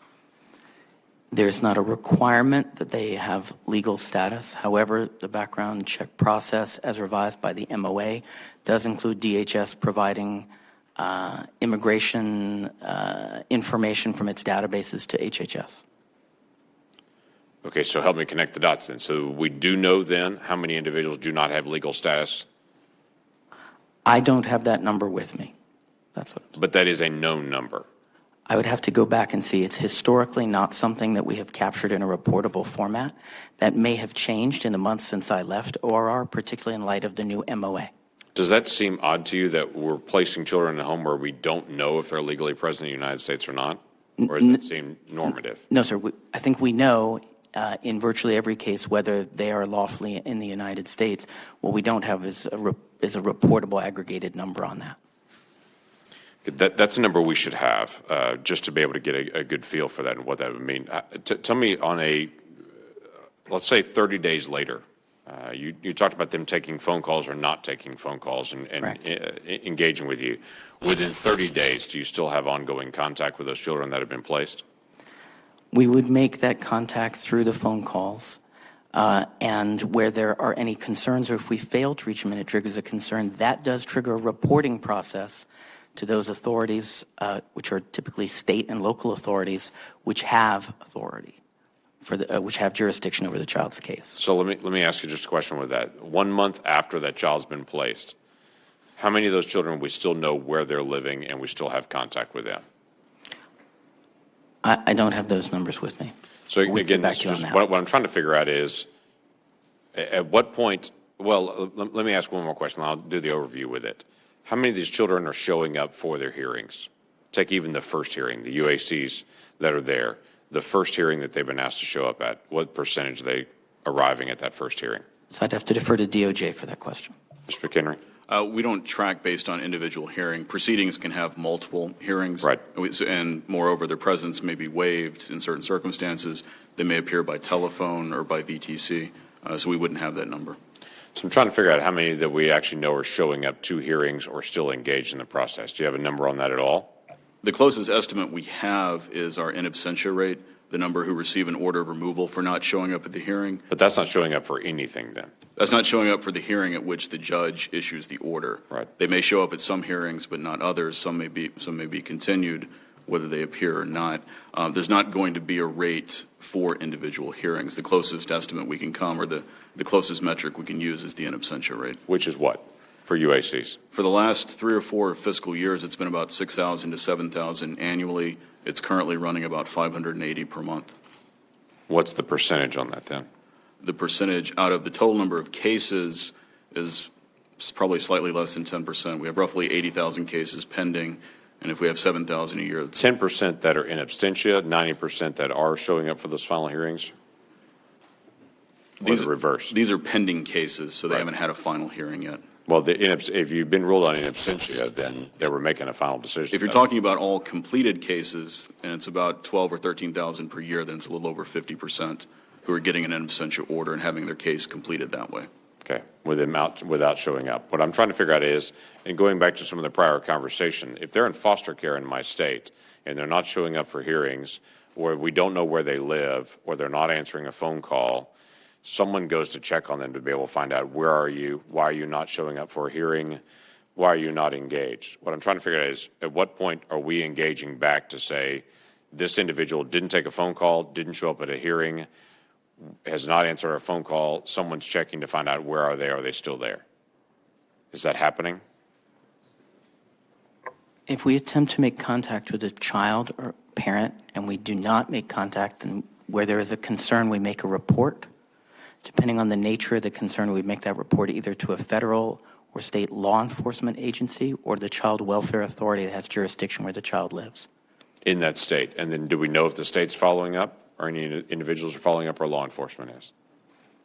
We would know more about it if there were a federal law enforcement follow-up. But as a reminder, ORR is not a law enforcement authority. Right. Neither do we have a custodial role once children exit ORR care.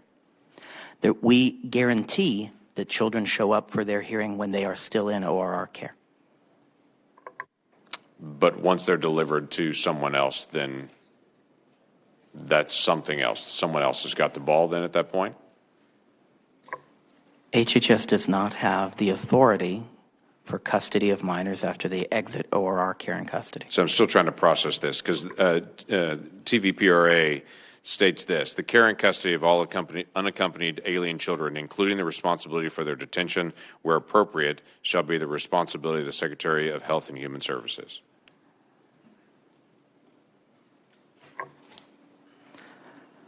We have neither the authority nor the appropriations to provide oversight or control of children who exit ORR care and custody.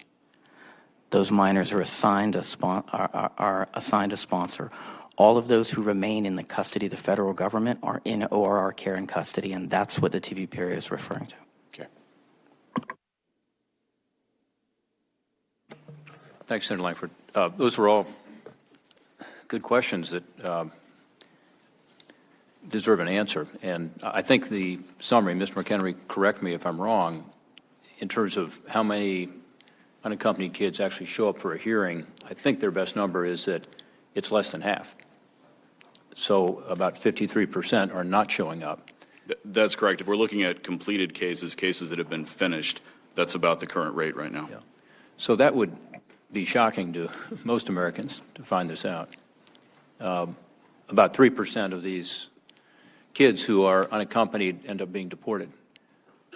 So the rest are either granted asylum, otherwise found through some other immigration provision to be able to stay in this country, or they are lost in the system somewhere.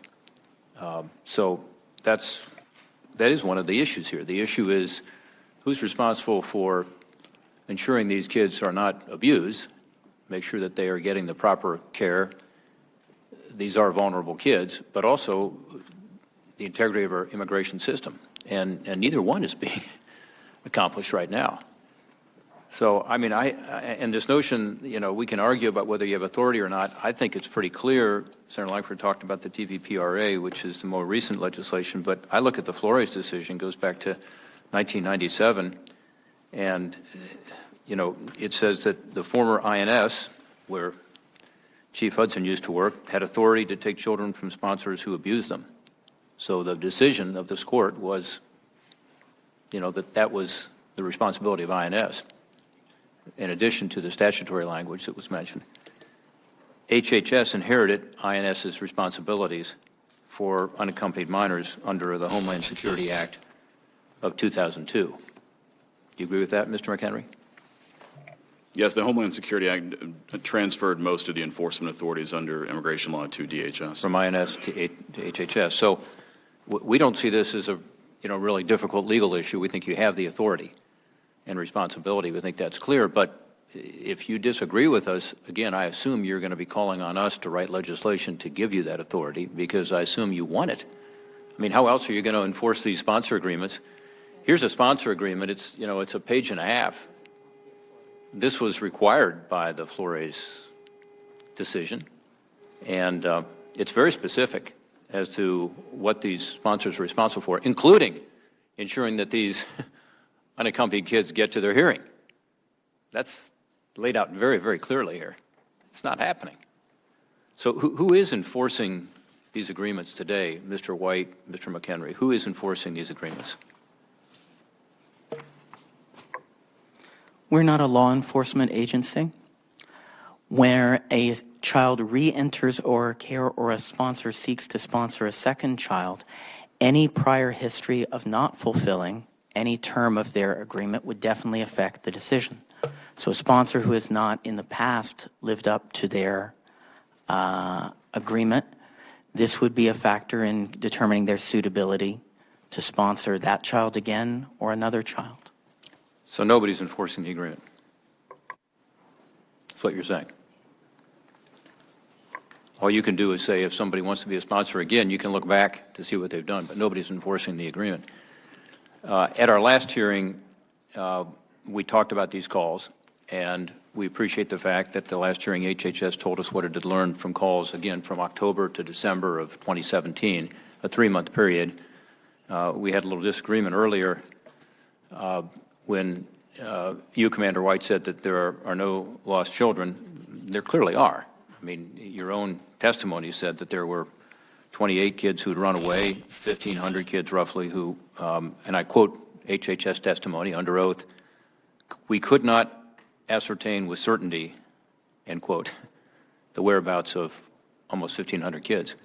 So that's just reality. And HHS has also told us more recently it's a legal no man's land. In other words, these kids are in a situation where they don't have a legal status. There is no requirement in this sponsor agreement that they take the call. You're correct. I would assume you'd like to see that. Is that true? I think post-release services are all voluntary. No, but would you like to see them be required to at least take a call from you to find out what's happening 30 days later? Why are you making the call if you don't want them to take it? I would certainly welcome stronger supports for children who have been in care and their families. Stronger supports. Stronger supports. I would welcome that. Good. You'd welcome it. You'd welcome them taking a call. Being Absolutely. required to say, absolutely. This is but the I status also of this child. This is what's going on. But I also understand why some parents don't take the call, and that does not necessarily mean that they're bad parents or that there's something wrong with that family system. I understand the reasons that many parents are reluctant to take our call. At the last hearing, HHS told us what it had learned again during this one period of 3 months, and we asked at that time for updated numbers for this year, because it just went until December of 2017. I know staff has indicated to us you're prepared to answer that question today. What are the updated numbers for 2018? How many UACs or sponsors have we called in 2018? How many sponsors have we been able to reach? Or how many UACs have we been able to reach? How many have agreed to participate in the call? How many UACs were still with their sponsors? How many had left their sponsors? How many did HHS refer to get help from the National Call Center or other resources, including going back to Homeland Security? How many UACs were no longer living with their sponsors? How many did you get an updated address and phone number for? How many had run away? How many were you able to, again, ascertain with certainty, to use the language that was used in the last hearing? Can you tell us what the status is this year in 2018 with regard to the calls? I don't have those numbers, but we will provide them to you, sir. You will provide them? We will. When will you provide those, Commander? I would have to ask, but I would assume that we could provide those to you in a very short time frame. Short time frame? Yeah. So have to be a little skeptical since the I don't blame you. The JCO took 17 months from the time you committed to have it to us until you had it to us. You think you can have it to us within 2 weeks? I believe we can, yes, sir. Okay. So 2 weeks from today, we will appreciate getting that information because it's really important to know how the system is working or not working. We have obviously a lot of troubling data from the previous 3-month period, and we'd like to know where we are. If it's getting better, that's great. That's what we want to see.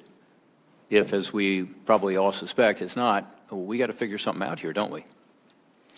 We'll provide it to you, and we are eager to work with you on seeing the best outcomes that we can achieve for the children who have been in our care. So we talked earlier about the need to deal with the push factors. I certainly couldn't agree more. And again, some of us have been involved in that issue. The fact is, though, these children end up coming here and someone needs to take care of them. We need to get them to their court date.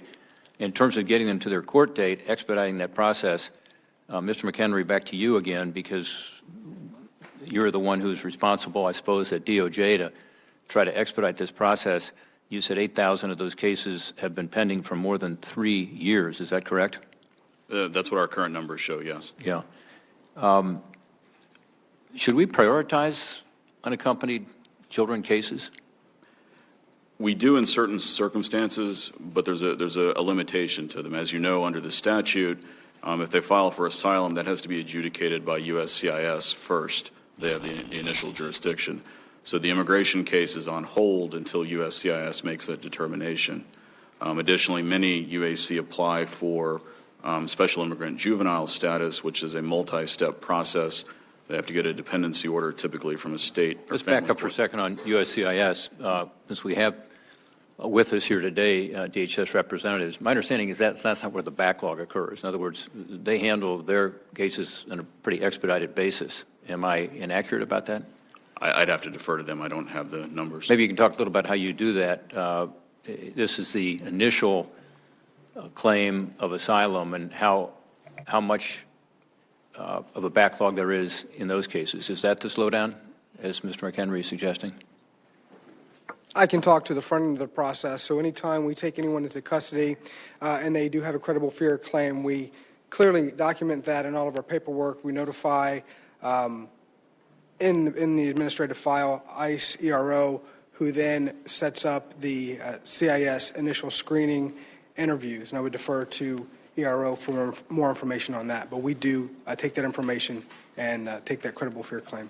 Okay, my time is expiring here, but let me just say it would be helpful to have that information. Our understanding is that's not where the backlog is, but that if that is the case, again, we want the agencies to work better together to ensure that doesn't slow us down. I think one of the big problems is, Ms. McHenry, you said it takes 266 days to hire someone. That number is actually going down. 2 years ago, it was an average of 742 days. Now, that's like 2 years. That's like 2 years. Yes. To hire somebody? Yes. Our most recent class, though, has individuals who are hired in 266 days, and the next class we have coming in will be even faster. So the number is going down considerably. Even faster is an interesting way to talk about taking 266 days to hire somebody. I think most people who are listening would think that's crazy.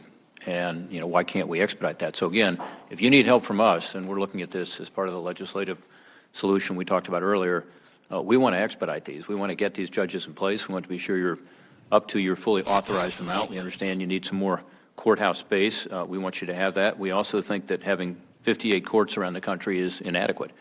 A lot of these courts are not close to where these children end up, and that makes it even more difficult to get them to their courthouse. I will tell you, we used to have a court and a judge in my hometown of Cincinnati. We don't anymore. Now it's just in Cleveland. That is an issue.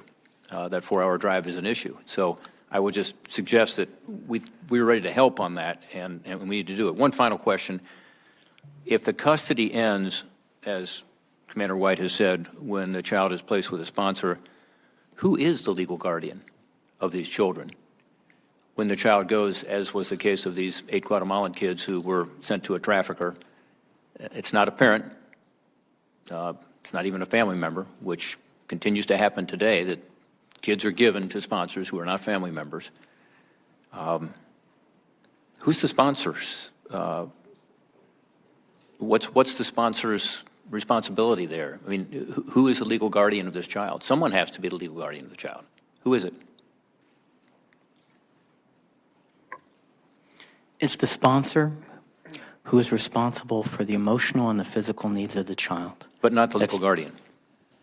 The legal guardian is the parent, who in some cases may also be out of the You're giving a lot of these United kids to States. sponsors who are not parents.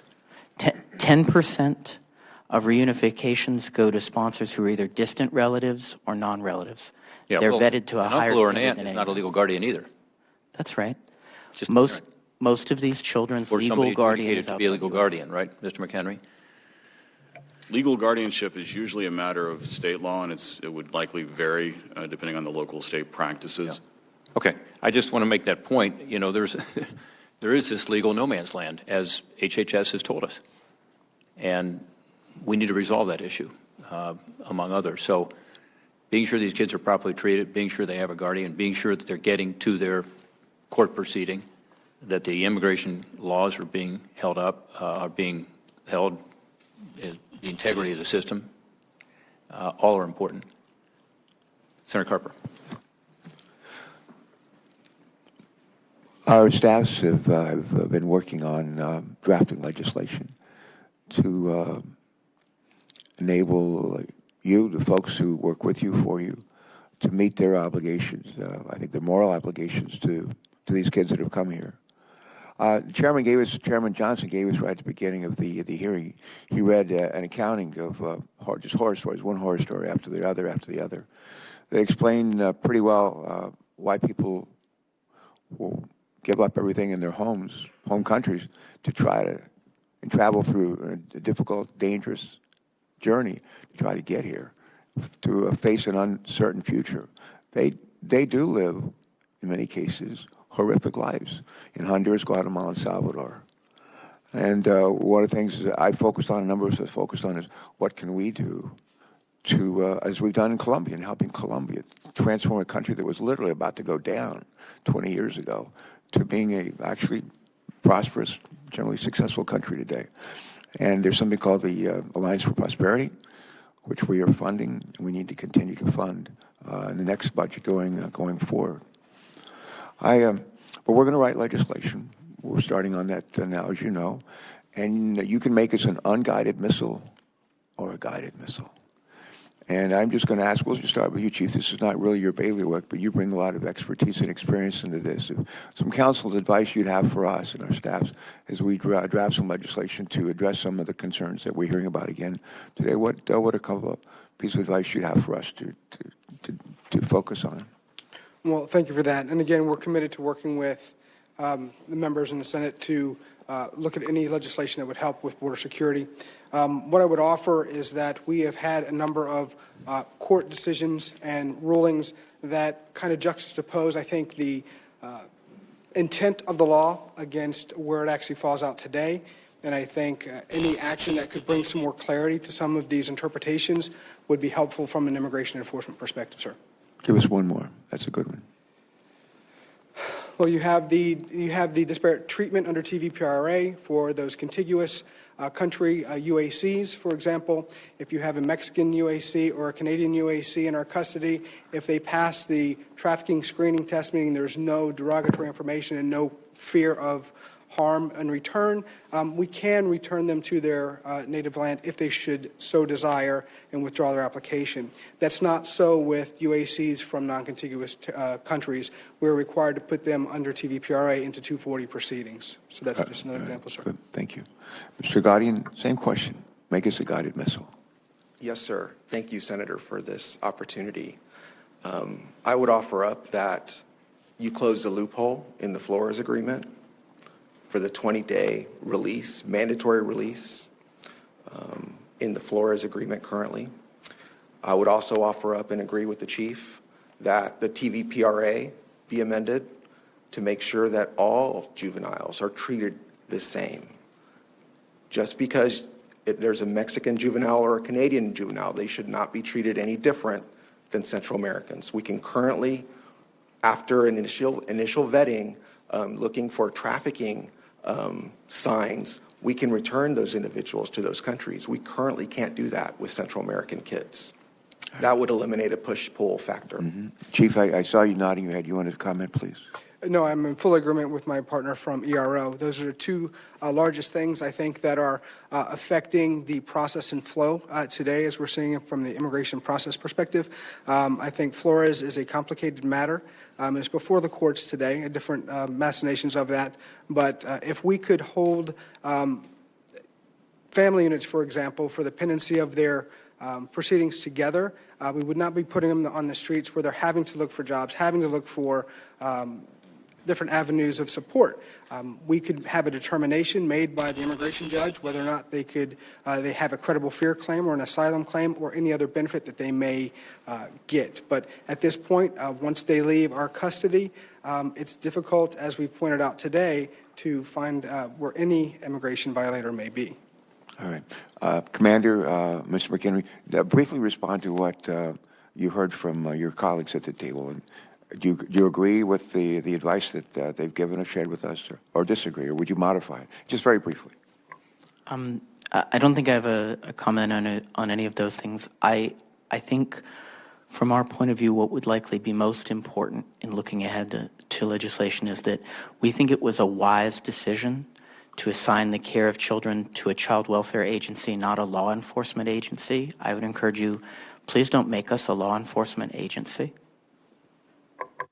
Okay, can you give us more than that? We're going to write legislation. We're doing it. Give us more than that.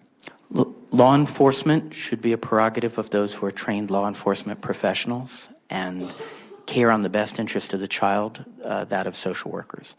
And to the degree that there's interagency authorities being looked at, I think it's very important that HHS remain the agency tasked with the best interest of the child rather than to assign it enforcement duties. I also think it's very important that if we expand the role of the government in services to children after they exit ORR care, that their central focus remain on the best interest of the child and as much as possible on the permanency of families.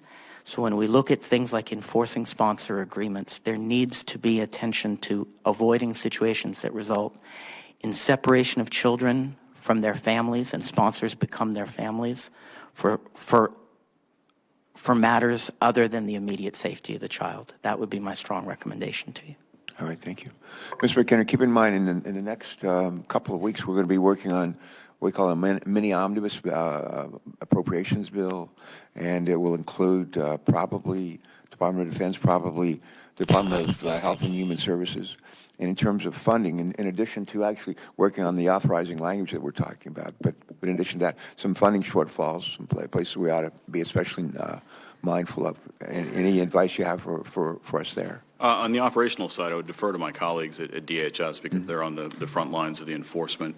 Our equities, as you've alluded to, we completely agree that we need to increase our adjudicatory capacity, which means typically more judges, more space, more resources, and also maximize the current capacity. Several members have mentioned video teleconferencing, trying to reach out, trying to hold hearings in locations, apart from our permanent court sites. We certainly welcome any suggestions the subcommittee may have, and be happy to work with you through our Office of Legislative Affairs. Mm-hmm. We have 3 counties in Delaware. Southernmost county is Sussex County. It's a very large county. The county seat is called Georgetown. And there are a number of folks there from particularly Guatemala who've come over the years. Some are documented, others are not. But when folks go from the Georgetown area, southern Delaware, they go to a courthouse, they go to Philadelphia, which is quite a hike. It's not as far as Cincinnati to Cleveland, but it's a pretty good hike. And if somebody's going to make that hike, a kid's going to be out of school or whatever, maybe out of work, whoever's taking them is probably going to give up a day's work getting them up there and back. So the idea of having sufficient judges, be able to hire them more expedient way, but also to actually have some courthouses that we can go to. And we have a state courthouse right in Georgetown, where a whole lot of if you drew a 10-mile diameter circle around that courthouse, you'd probably encompass most of the refugees that are folks that have come to our state. But is it feasible for immigration proceedings to take place occasionally in like a state setting, a state courthouse setting, which is like right there in the community? There are some logistical challenges. We have to enter into an agreement with whichever agency or whichever body controls it at the local site. We have to make sure the security is correct, that the systems are compatible. We'd also have to coordinate with the Department of Homeland Security because they're a party to all of the proceedings, so they have a right to send an attorney as well to make sure that they have somebody available. There are other mechanisms we can use. As I mentioned, if an individual is represented, their appearance can be waived. They can move to appear telephonically. So there are other ways of getting around it, even if VTC doesn't turn out to be feasible. But we can certainly take the suggestion and look into it. All right, thanks very much. Senator Heike. Thank you, Mr. Chairman. I want to go back to just follow up with you, Commander. And I can appreciate, and I think we're all appreciative of your understanding as a social worker. I think that's your training of what happens with childhood trauma and what the long-term ramifications can be. And so I don't mean to be harsh. I think that all of us who have watched this are deeply concerned. And I want to get to this issue not just of what happens when they leave, but what's happening when they are in facilities. One facility provider basically, if my rough math is right, 11,000 children have been assigned to Southwest Key over a number of facilities, not one facility, but they're obviously a large provider. The reports coming out of Dallas say that they've basically, in a half-year period, have a contract that's worth $500 million. That they're being paid, which, if you do the rough math, it's about $45,000 per child. I think that we should have some pretty high expectations at $45,000 per child. So I would love a list of all the contractors that you currently have, the number of complaints and the severity of the complaints in each one of those cases, what disciplinary action has been, and how you're cooperating consistently with state authorities who usually are the licensing authorities, and I understand that. And so if you can, in fact, get us kind of where you're at right now with contractors and what additional needs you may see so that we can have a better idea. I want to just comment briefly on Senator Johnson's comment. Senator Carper and I have been very engaged in trying to get asylum seekers to stay in place and seek asylum where they are. And I think that to simply say this is a horrible path forward and separating kids, that's the way we're going to provide deterrent. I mean, I think we have to look at all the reports of people saying that's no deterrent for us because the conditions at home are just as horrific as the conditions of the journey. And so we've got to figure this piece out, and it's kind of beyond the scope of this hearing. But I do think that one of the key issues for me is my initial question, which is, does HHS want this responsibility? Because HHS, the way I look at the function that you perform, and basically, you know, who reports to you, I mean, every state division of children or human services, in our case, it's the Department of Human Services, which is responsible for child welfare in North Dakota. They have an ongoing relationship with HHS. And so it's not unusual for us to ask you to perform the functions in a federal kind of umbrella that the states perform in their state 4E or foster care programs. And so, you know, I think you guys have to do some soul searching. Are you willing to take that responsibility? And if you are willing to take that responsibility, let's just get beyond the do you have it right now, because I think there's a disagreement here. But if you are willing to take that responsibility, what do we need to provide? And that's what I think Senator Carper is getting at. You know, how can we, in good faith and collectively, not, you know, file reports back and forth for which we respond, but how can we put the kids first and decide what we're going to do to fix this problem? And so I would really encourage you to take back what we've said here, back to your supervisors and back to the chain of command and say, you know, you may not have a choice. And, you know, rather than resisting taking this responsibility, figure out how you're going to assume this responsibility and what you need to do it. Because I don't think there's any tolerance up here, certainly with us, for not knowing where these kids are.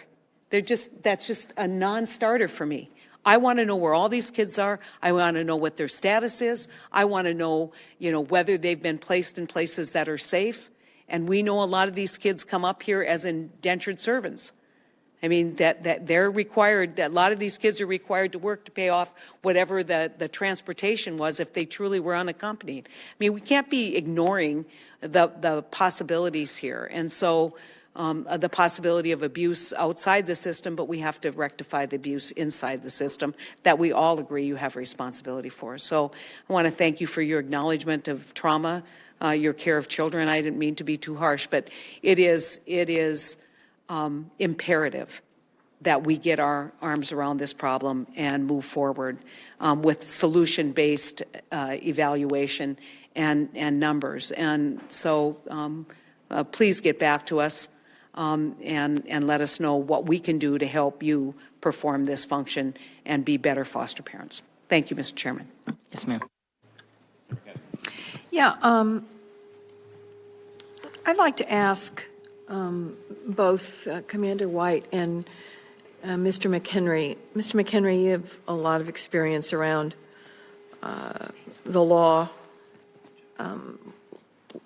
Shouldn't we put in the law that there is a requirement that these children be put in touch and the state child welfare agency should be notified when they are going to be in their states at a minimum? That would be principally an operational issue. I mean, again, we're happy to take back any suggestions, but I'd have to defer to my colleagues as to whether that would make sense to them logistically and operationally. Yeah, the welfare of these children are sometimes, these determinations are made sometimes in adult courts, but they're also sometimes made in juvenile courts around the country. And I just think, I know you're operational and you're custodial and at the border, and you are interior, and you are in custody, and then you're done. And we have a gaping hole, and we need you all to come together we don't always get it right in the Senate or in the Congress, and we'll get it closer to right if you all get together and decide where is the best place to cite responsibility for continuing oversight of these children once they leave secure facilities. And I too get revved up. I don't think you are doing anything other than wanting children to be safe, Commander White. I know that, but you have to objectively realize the extreme frustration that we're feeling on this side of the table. I mean, Senator Portman and I had a hearing on this back in 2015, and all of these issues were discussed, and nothing happened. And I was just as angry at the Obama administration, frankly, as I am frustrated at this administration over the failure to recognize this gaping hole. We've got to figure out the legal status of these children after they leave custody of HHS. If they're not with their parents, then who is making the decision on whether or not they receive medical procedures? Who is making the decision as to whether or not they're actually going to school every day? Who is doing that? And it is such a problem screaming for a solution. And I just don't think we're going to be satisfied. Do you have an opinion as to who should have legal responsibility for these children once they leave HHS's custody, Commander White? Just your personal opinion. I'm not trying to hold the agency to your opinion, but you're experienced in this area. You do have background in this area. What do you think would be the most efficient and effective way to secure the safety of these kids? I don't have a personal opinion. I do believe really strongly that there's no way with the existing authorities and the existing appropriations, especially that HHS could do this, which is not the same thing as saying that it could never be done. But to recognize that what we are talking about, and I think the reason that there have been so many conversations between this subcommittee and our agency is that the existing authorities and the existing appropriations are far away from what would be required to achieve that result. And I believe that if it could be solved simply by holding HHS's feet to the fire, we would have been there by now, because I feel this subcommittee has done that. So if that's the desire, that will take clarification of authorities and very significant appropriations to accomplish that goal for the approximately 212,000 minors still under the age of 18 who have been in ORR care who are in the United States right now. Well, I know the appropriations part is important, and I certainly support that. I will tell you realistically that the state child welfare agencies don't have a choice. They have legal control over these kids. It doesn't matter what they get appropriated. So if a social worker's casework goes from visiting households of 50 children to visiting households of 200 or 300 children, that's the reality in many states. It doesn't change the fact that someone's legally responsible. And so I know the appropriations need to follow, but first we have to have clear legal responsibility. It is really important. Chief Hudson, briefly, before my time is out, when you separated the children from their parents, was there a plan in place to have them reunited with their families at the point in time they were separated?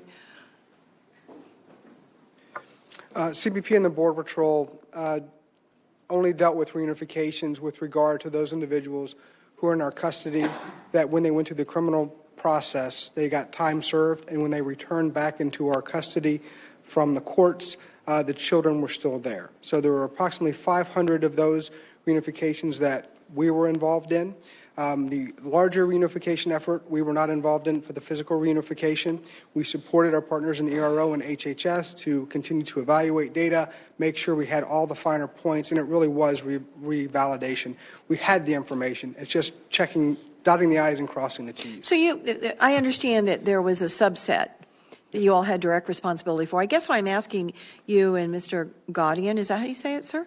Gaudian, is at the time the decision was made to separate children, Was there a plan within DHS about potential reunification? Because these kids started going all over the country in a relatively short period of time. And clearly, some of the reunification bumps have been because we want to do background checks and we've got to get fingerprints and all of that, and I understand that. But were you aware, did you ever see, were you ever briefed on a plan that these things are being done? So if reunification occurs either by directive of the government or by directive of a court, there is a plan by which this can happen? Ma'am, I was never party to any of those discussions, nor have I seen any documents relating to that. And you, Mr. Godin, have you ever seen any document such as that or any discussion in your email traffic about we're going to do this, but we have planned how we could reunify if, in fact, the decision is made either by courts or by directive of the government to get these kids back with their families? Thank you for that question, Senator. As my director testified previously, ICE always has had a plan for reunification at removal. The difference here was the quantity. So the process was that at removal. Did the agency not know how many children were going to be separated? You guys have historical data about how many kids are coming across month by month, day by day, week by week. You'd known for the last 6 months how many children were coming across unaccompanied that were being apprehended with their families. So I'm sure you had some idea of the numbers. What I can tell you, Senator, is that ICE has always had that process where we reunify at removal. As far as the kickoff for the zero tolerance, ZTP, zero tolerance plan, that was a 45-day window. I did not have visibility of the numbers of cases that were referred, but what I can tell you is that ICE always had a plan to reunify at removal. Okay. I just kind of don't buy the numbers thing because you guys can pull up the numbers with 4 or 5 clicks, so you knew the numbers. So if there wasn't a plan in place for the kind of numbers you encountered, that lies squarely within the responsibility of the administration not adequately planning for it. Thank you, Mr. Chairman. Mr. Chairman, thank you. I want to be able to follow up on one key area. It seems to be the elephant in the room in this conversation. We're having a difficult time tracking children and their location after they're placed, but we're most often placing them in homes of people that have been illegally present here in the United States, sometimes for years. Those are individuals that, by definition, have lived under the radar and separated from the rest of society on it. I'm trying to figure this out. So it seems that we're set up from failure at the start if we're placing individuals into a home with a sponsor that is illegally present in the United States. So my question on this is trying to have a dialogue. Have we set y'all up for failure from this based on how it's set up and designed? Of course children are going to disappear and we're going to lose track of them if they're in a home of individuals or in a group of people or with their family, if that family is by definition trying to disappear within society as well and have often done it for a long time. Unless I'm getting this wrong from the stats that I've seen in the past, most of the UACs that are coming and joining a family member already here. Is that correct? That there's a family member already here and that UAC is coming to join them? That is correct for the great majority of UAC who are discharged to a sponsor out of OR care, yes. So let me ask a simple question. If the requirement was that we do not place a UAC with a sponsor that is not a legal citizen of the United States, what does that change? Well, for one thing, it would create a requirement for hundreds of thousands of beds over the next couple of years. It would mean that, do you think the same number is coming, or do you think those UACs are coming because dad or uncle is already here in the United States and someone is saying to a 14-year-old boy in Guatemala, it's time to go to the United States and go work with your uncle or with your dad, so we're going to pay for a trafficker for you to get there. You're going to get there, get checked in and find him. If that's not an opportunity that they have to be able to be placed with a sponsor of an uncle or a dad that's already here, that they know that's not an opportunity, do you think the numbers change? Or do you think the numbers just stay consistent? I wouldn't speculate on how long it would take to change or what the change would be. I'm simply saying that the vast majority of releases, as I've already tested, are to sponsors without legal status.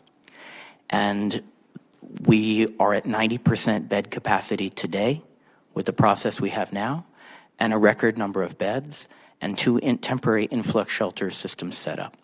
So you asked me what the consequences would be of such a policy, Senator, and the most immediate consequence would be that it would back up into border stations and produce a humanitarian crisis. Right. You're out of bed space. But the alternative is what this committee is complaining about is releasing people into the country and we lose track of them because we're setting you up for failure because you're putting them with sponsors that we don't have track of already, that are already living in the shadows here in the country. So it seems to be this really odd side by side that you're getting griped at for losing track of people that, by definition, the adult that they're with, we already have lost track with. So what I'm trying to figure out is how to be able to solve this long term, and what are the key solutions of this. Mr. McHenry, what happens if we place children only in a home of someone who's legally present in the United States or a U.S. citizen? Again, I'd have to defer to my operational colleagues. It wouldn't necessarily affect the court proceedings because the person would still have a court case. In terms of bed space or appropriations or anything like that, I'd have to defer to my colleagues. Do we have any numbers at all on the percentage of individuals that show up for their court proceeding if they were placed with someone who's a legal resident or a U.S. citizen versus someone that we don't know their legal status? That's not something we would track necessarily for their immigration hearing. We don't know who they're placed with necessarily. We just know their address and where they're supposed to be. Or where they were when we placed them, but not necessarily where they are now.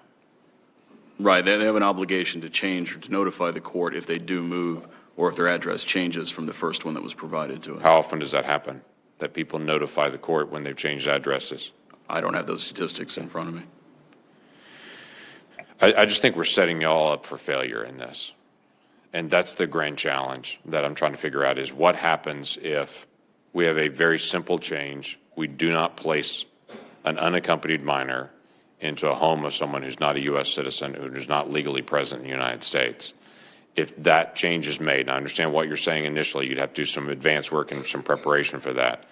What happens not only with the push factor of literally people in Central America saying it's time to go to work in the United States, go join your uncle, go join your dad that's there, because predominantly the UACs we're talking about are young teenage males. Is that correct? These are not 3-year-old young ladies and 3-year-old guys. Is that correct? Approximately 1/3 are girls. Approximately 1/4 would fit the description of 16 and 17-year-old boys. So how many of them are, or you're saying a 25% total of the number coming in are 16 or 17-year-olds. How many of them are 12 and up? And how many of them are versus 11 and down? Because that's been a break point in running our stats. So it does change over time, and this year we have seen many more who are what we call tender age, that is to say below 12 and under. But that would typically be about 20% of the total who would be under 13. Okay. So 13 and up, 80% of the people that are coming. Okay. Well, this is something we need to be able to continue this conversation on to be able to figure out how we can help resolve some things long term. Thank you all. Thank you, Senator Langford. We have 0 time left on our vote, so we're going to close this up, and Senator Carper may come back in for a cameo, but I just want to say thanks to the members who attended today, and of course thank you to the witnesses for being here, for your testimony, for your service, and for appearing again before us in the subcommittee, some of you for the second time. We need to repair our immigration system. There's no question about that. Addressing both the push and the pull factors, that again was not what this hearing was about. This hearing is about the fact that in the meantime, there are children here in our country. Those children need to be protected. We need to be sure that they're not abused, they're not trafficked. This investigation, as you know, was launched by the fact that there were children who were given by our government, HHS, to traffickers, actually the traffickers that had brought them up from Guatemala, unscrupulous. They did abuse these children. 8 of them ended up in an egg farm in Marion, Ohio. They've now been prosecuted. That's good. But there are other cases as well that we know of. So we need to be sure we're protecting those kids who cross our border. We also need to be sure that they show up at their immigration court proceeding. And that's a point that I think has been made repeatedly today. By the way, that's for their own benefit, to be able to make their legal case, as well as the integrity of our immigration system. We believe that we have received some commitments from you all today that will help us get to the bottom of this. We thank you for that. We look forward to getting the additional data that we need to understand the nature of the problem better. We also appreciate the commitment to help us with the legislative solution that Senator Carper and I have talked about and others to help solve this problem, Senator Langford, Senator McCaskill. We need to be sure that we do address this because we know we can do better, as Commander White said. We must do better for these children and for our system. So the hearing record will be remain open for 15 days for any additional comments or questions from any of the subcommittee members. I said before he came in, Senator Carper, we have no time left on the vote, but I thought you might want to have a final comment. Yeah, I would very much. Thank you. Thank you again for being here for your testimony. Not altogether satisfying. I think you probably know that, but we're grateful that you come, and we need to continue to engage in a very serious way. We're going to write legislation. I think it'll have bipartisan support, and we're in the midst of an appropriations process, which actually has some can be a help in this enabling you to do your jobs better. I will. I'll just say this in closing. I always come back to root causes. There's a reason why these people are trying to go through hell on earth to get here. And we need to help them address those. They can do it, we can help. Alliance for Prosperity was really like almost a descendant of Plan Columbia, which worked. And we need to make sure that we stick with it until it helps reduce the demand for people to get out of those, in some cases, hellholes where they work or live. Second thing, we have to do a better job of making sure that folks who are interested in trying to get some kind of amnesty or to be able to come here under extreme conditions, that they can actually apply for that in their countries and in their own embassies, so they don't have to come here to present their case. We need to do that. The third thing is that we're having a hard time establishing who has responsibility. This is a shared responsibility. When we have these kids here, they've been placed with a sponsor. It's a shared responsibility. As a former governor, it's a shared responsibility between some of us, you, and it's a shared responsibility with states, governor's offices, offices of child welfare. This is a shared responsibility, and we need to make sure that we're calling on others in an appropriate response, in an appropriate way to share this responsibility with us. We got to do it all, and I'll close with it. Everything I do, I know I can do better. Everything I do. The same is true with this situation. We can do this better, and we must. Thank you so much. And with that, I think this hearing is adjourned.